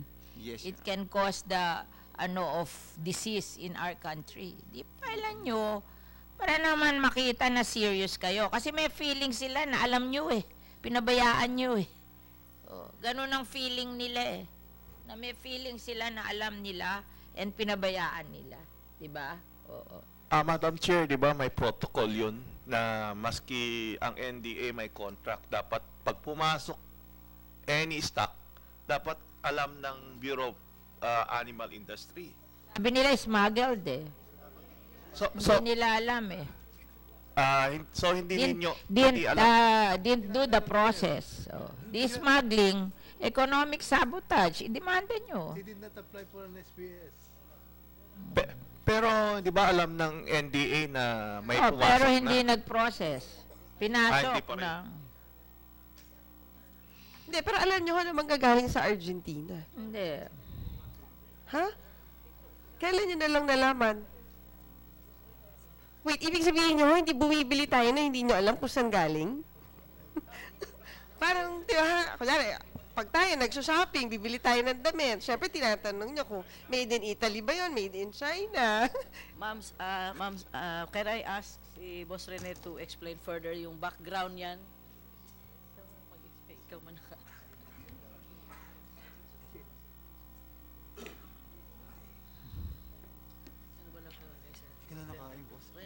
Magandang tanghali po sa lahat. Ma'am, yung kontrata po ng NDA sa Gentex, yung sinabi nga po ni boss na service lang po talaga yan. So, ang talagang commitment nila to deliver a 600 ET calf within a year. Starting from implantation. So, yun pong administration of those services purely depend on the GenX mismo. Basta't sa atin, sa gobyerno, deliver us 600 calves, ET implant siya. Ngayon po yung senaryong... Dapat inalam nyo how you deliver in the process. Yeah, that's true. Pero may provision po sa... nag-wash hand kayo Hindi po, Pero actually, why will you government ka, accept ka ng ganyan, na hindi mo naintindihan how it will be done. Hindi naman pwede yung magpa-purchase ang gobyerno out of nowhere, dadating yan. Diba? Alam mo yung how it will be, it can, magpo-procure ng ganyan. Dapat iingatan nyo kasi parang nag-wash hand lang kayo na wala kaming parang sinasabi mo sa amin, wala kaming pakialam kung saan niya manggagaling yon, basta magdi-deliver siya sa amin ganon. Alam mo na hindi siya makaka-deliver ng ganon, na hindi siya i-import at i-inseminate niya dito at mag-grow ng ano ba yon tawag doon, yung yung embryo i-inseminate tapos mag-grow ng calves. Iyon. So, ibig mo sabihin, basta ma-produce ka ng calves, hindi mo aalamin kung paano gagawin yon? Di po, ma'am. Sorry po kung medyo na pagbilis po yung pagkakasalita. Pero may provision po doon sa kontrata na yun po lahat ng procedure na gagawin po ron follows yung that will be compliant to the existing health protocol ng Bureau of Animal May Industry. responsibility ka doon to see to it na Yes, ma'am. Meron po, follow protocol. Meron po kaming technical group sa operations na ngayon, dadating sa'yo, hindi humingi sa'yo ng permission, tapos dumating dyan na sasabihin mo in-smuggle kasi hindi nag-process ng papel. For us to know na may darating na gano'n, na it will come from Argentina, para hindi nila ginawa yon. So, basta dumating na lang dyan. Di smuggling yun. On that gano'n, parang yun ang pinag-usapan na pwede yung i-cancel na yung kontrata because of that medyo... Pero smuggling yun. They're liable for... It's definitely smuggling po na gusto namin... Smuggling, large scale, 1 million. Na we do not allow. Dahil nga ayaw namin makuna... Para pakita nyo sa industry na you are really in good faith, mag-file kayo ng kaso. Kasi nagda-doubt sila na kasama kayo dyan na sinasabi nyo lang ngayon na hindi nyo alam yan na it's a deal turned sour but you were part of it. So para ipakita nyo sa industry that you were not part of it, kasuhan nyo.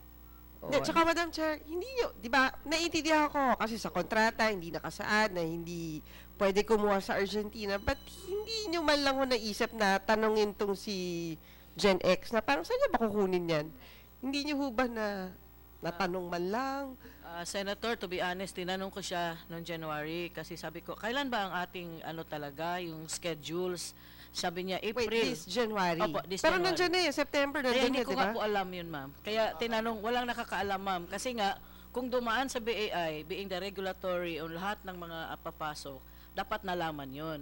So, nung tinanong ko... So, halimbawa, may pumasok na hindi dumaan sa inyo, smuggling. Ba't hindi kayo mag-file ng case? Ba't parang atubili kayo Hindi, mag-file ma'am. ng case? Ngayon, Kaya ma'am. tuloy nagdududa, nakasabuat kayo, kasi parang atubili kayo mag-file ng case. Hindi naman po, parang, ma'am. ang sabi pa ni Secretary Pinyo, kaibigan niya. Oh. Ma'am, nag-consult na kami sa aming lawyer. Magpa-file po ng complaint at the same time, cancellation of the contract po. Pakita nyo sa kanila Yes, ma'am. kasi nagdududa sila sa inyo. Ano naman po, kaya nga po, actually, unang-unang ginawa ko, talagang sinuspend ko, hindi ko kasi pinatuloy. tinatanong ko sa'yo, magpa-file ka ng case, pag-aaralan ko pa. Yung mga sagot na gano'n eh. Hindi naman po, nabigay na namin sa lawyer lahat ng documents that they want. Or may move na ho ba to blacklist Aling yung company lawyer? na yun? Di ba ang lawyer nyo, OGCC? Di ba kayo ang lawyer? Yes, Your Honor. Oh. Pero But they have their own legal counsel, Your Honor. Pero Madam Chair, kahit nga blacklist, hindi pa nagagawa ng concerned agencies eh. Animal industry na pag may ganun lumabag sa regulation sa amin, automatically blacklisted po yun. Hindi ko kami basta mag-issue ng, hindi namin sila bibigyan ng permit. Hindi, pero nasabi nyo na rin yan sa customs na kunyari itong company na to, pag magpapasok to, naka-blacklist to sa amin. Actually, pinasulat na ho namin sa customs yung isa naming staff na sabihin yung nangyari sa customs. May sulat na ho kami sa customs. And wala pang reply na, Wala po. sige, na iba-blacklist na, naka-red alert na tong company na to. Pero sa amin ho, basta ho kami sa bureau, sa side ho namin, blacklisted ho agad yun. Hindi ho kami mag-issue ng permit sa kanya. Hindi, pero kasi yung customs sa kanila, sila yung gatekeeper eh. Diba? Kung sa kanila hindi blacklisted yon, kahit i-blacklist nyo, ay tuloy-tuloy lang yung pasok ng company na. Kaya nga, meron ho kami instruction doon sa naming staff na mag-draft ng sulat. Hindi ko lang ho na-follow up kung natapos na niya sa customs regarding the incident para ma-blacklist din ho sa customs yung company na yon. Diba? Bakit niya maiisipan na gano'n? Pwede yun. O di binigyan nyo ng authority na pwede yun. Kasi ang kino-question sa inyo, katransaksyon nyo eh. Hindi kumuha ng permit sa inyo or to anybody na ipinasok nila, in-smuggled nila. Pwede bang katransaksyon ng gobyerno smuggled? Oh, hindi pwede yun eh. O, bakit siya nagkalakas ng loob na gano'n? May kausap sa inyo. Napapayag kayo. May kausap sa inyo para mawala sa inyo yung anong yon, mag-file kayo ng kaso. Kasi parang takot na takot kayo. May kausap sa inyo eh. Kasi I don't think a supplier of government will do that na hindi i-smuggle niya yon unless may kausap sa inyo na uubra yun. Oh, diba? How can you accept a supplier na ini-smuggle yung isinusupply sa inyo? Diba ang higpit-higpit ng gobyerno? So, ang gobyerno mahigpit lang pag hindi sila kausap, pero pag kausap sila, waive lahat yung requirement na yun. Ano ba yan? Tapos parang sasabihin nyo, wag magduda sa inyo. Eh, sino hindi magdududa? Paano nakapasok? So, supplier ng gobyerno, smuggle yung isusupply niya sa gobyerno. Sino ba naman supplier ang gagawa noon? Unless you said it's okay. Walang supplier ng gobyerno mag-i-smuggle. Ma'am, hindi naman po. Kaya nung malaman po, right away, pinastop ko na yung contract. Ngayon po, ang plano Paano nga mo po, nalaman na merong ganon? Eh, sabi sa'yo, wala. hinihingi ko yung papel, ma'am, Hindi, sa sino kanya. nagsabi sa'yo? Parang sinasabi nila, kayo nagsabi sa kanila. Sino nag-alert? Actually, hindi po. Madam Chair, actually, we raised an issue or an inquiry dun po sa NAC-ADSE last March regarding dun nung entry ho netong Argentinian embryos sa Bureau of Animal Industry. So that has been recorded, and in fact, meron nung NAC-ADSE meeting on the 24th tackling this particular problem. Ibig mong sabihin, alam niya na ito, na nangyari ito bago nyo nalaman? The way we see it, Madam Chair, is kami ho'y nakaalam na nakapasok ho yung embryos without the government knowing it. Kasi nga, ma'am, smuggling nga ho eh. So, wala hong dokumento lumalabas. So, kung wala hong dokumento, hindi ho talaga malalaman ng government. Hindi ko lang maintindihan na a government supplier can smuggle. Yes, ma'am. Parang a government supplier should never smuggle kasi isusupply niya sa government eh. So, how can you justify na yung inisinupply mo sa government eh, illegal? Diba? Di ba pinag-uusapan yan? How you will do it kung imported yung isusupply mo? I'm sorry, madam. Parang iniisip ko, kung halimbawa, government supplier ka, imported yung isusupply mo, di ba dapat pag-uusapan yun? Hindi mo pwede smuggle yun. Well, ma'am, the normal procedure is for the supplier to inform the procuring entity where the genetics is coming from even before the tender. Yeah. Or during the submission of the bids. Naka-specify naman ho yan kung saan manggagaling eh. So, yun po. And if this was consummated before your term, siguro yung supplier will clarify everything because he will be talking to a different set of people, di ba? Oo. Kahit mo sabihin na yung Grace ang nag-process niyan, pero pag upo mo, kakausapin ka niyan. Kasi, paano niya isusupply yung something na hindi mo naintindihan, di ba? Eh, sa'yo na maniningil. Oo. So, dapat kinausap kayo niyan, hindi kayo, sino kinausap niyan? Ma'am, ang pag-uusap namin was, actually sinisingil ko siya dahil hinahanap na ng COA sa amin yung performance, given that we already advanced some money. So, 3.150 million. 15% of the total contract price of 21 million. Parang mobilization. So, nung hinahanap na, so, kinausap ko, sabi ko, ano bang plano ninyo? Where do you, Kasi, yun na nga, nahirapan silang maghanap ng surrogates, tinulungan ko. Una namin pinuntahan. No, we're not talking of surrogates. Yung i-importin niya na ipapasok niya from Argentina. Hindi nyo pinag-usapan yon? Hindi ko talaga tinanong. Paano ka maghahanap ng surrogates na yes, merong mag-i-implant saan manggagaling yung i-implant, hindi nyo pinag-usapan? Hindi ho.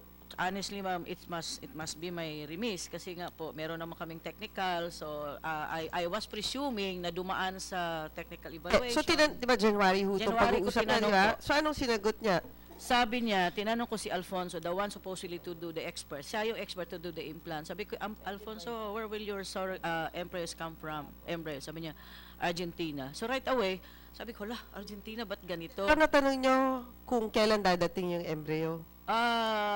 Hindi ko na itanong, ma'am. Tinanong ko lang kung saan ang source. Talagang hindi mo itinanong. Ma'am, pero bakit hindi niyo tinanong kung kailan dadating yung embryo? Nagpa-follow up na yung COA kung kailan mag-uumpisa yung project. Actually, yung January ko kasi tinanong, sabi sa akin nung aming technical head, para expected in January. That same month na tinanong ko. Kasi ang schedule na implant hindi niyo sinabi na meron na kaming stock. Na andito na yon. Oo, hindi naman ang kausap kasi parati yung aming technical head, so doon ako nagre-rely kay Doc Jim. Okay lang daw, sabi niya mga January yun. Kaya hindi naniniwala sa inyo yung private sector kasi malabo yung explanation mo, Iha, na hindi kayo nag-usap diyan. Malabo yun. Ang pag-uusap namin talaga, ma'am, Hindi pwede mong sabihin na hindi mo alam na sa Argentina manggagaling. Ma'am, nalaman ko nga po, ma'am, January. Kaya pinroses ko, pinacheck ko sa BAI kung may SPS. Nung malaman na At hindi posible na ipapasok nila. Baka alam nyo na sa Argentina manggagaling na pag pinaalam, madidimanda kayo na inalaw nyo yan, di ba? Kaya ngayon, kunyari na lang, hindi nyo alam, pero talagang sa Argentina manggagaling. Kaya niya is-smuggle, di ba? I mean, if I will, kaya nyo pinasmuggle, kasi pag legitimate, makikita sa Argentina manggagaling. Oo. So, smuggle na lang para hindi malaman ng mga tao at baka sakali makalusot. Ngayon na nalaman ng mga tao, kaya yan na palusot nyo na hindi nyo alam. Huwag nyo gagawin yan. Alam nyo, ako sawang-sawa na. Ayoko na ng ganyan. Kasi, biski katanungin ng tanungin, there's something wrong with your explanation, Iha. There's something wrong with your explanation. Ako, makakalusot kayo sa akin, pero tatanggalin ko yung NDA sa legislation. Tanggalin ko kayo. Ako, pwede nyo akong lukuhin dito, pero tatanggalin ko agency nyo sa legislation.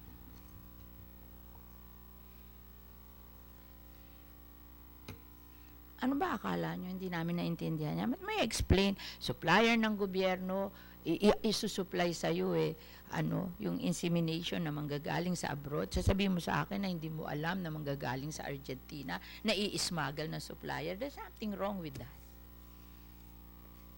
There's something wrong with that. Ngayon, demanda mo. Nasaan yung OGC? I-demanda nyo. Alam nyo, pag hindi nyo dinamanda yan, kasabwat kayo. I-demanda nyo. Otherwise, kasabwat kayo. Kasi pakita nyo na hindi kayo kasabwat, i-demanda nyo. Yes, ma'am. Demanda nyo yan. Kung kayo ayaw nyo, pag hindi kayo nagdemanda, kasabwat kayo. Kasabwat kayo. Huwag ganyan. Kasi hindi ko maintindihan na government supplier, i-smuggle. Sasabihin nyo, in-smuggle, kaya hindi nyo alam. Meron naman government supplier na i-smuggle yung i-supply sa gobyerno para nyo sarili nyo. Ayun, para ipakita nyo sa amin na hindi kayo kasali, demanda nyo. Pag hindi nyo dinamanda yan, kasali kayo.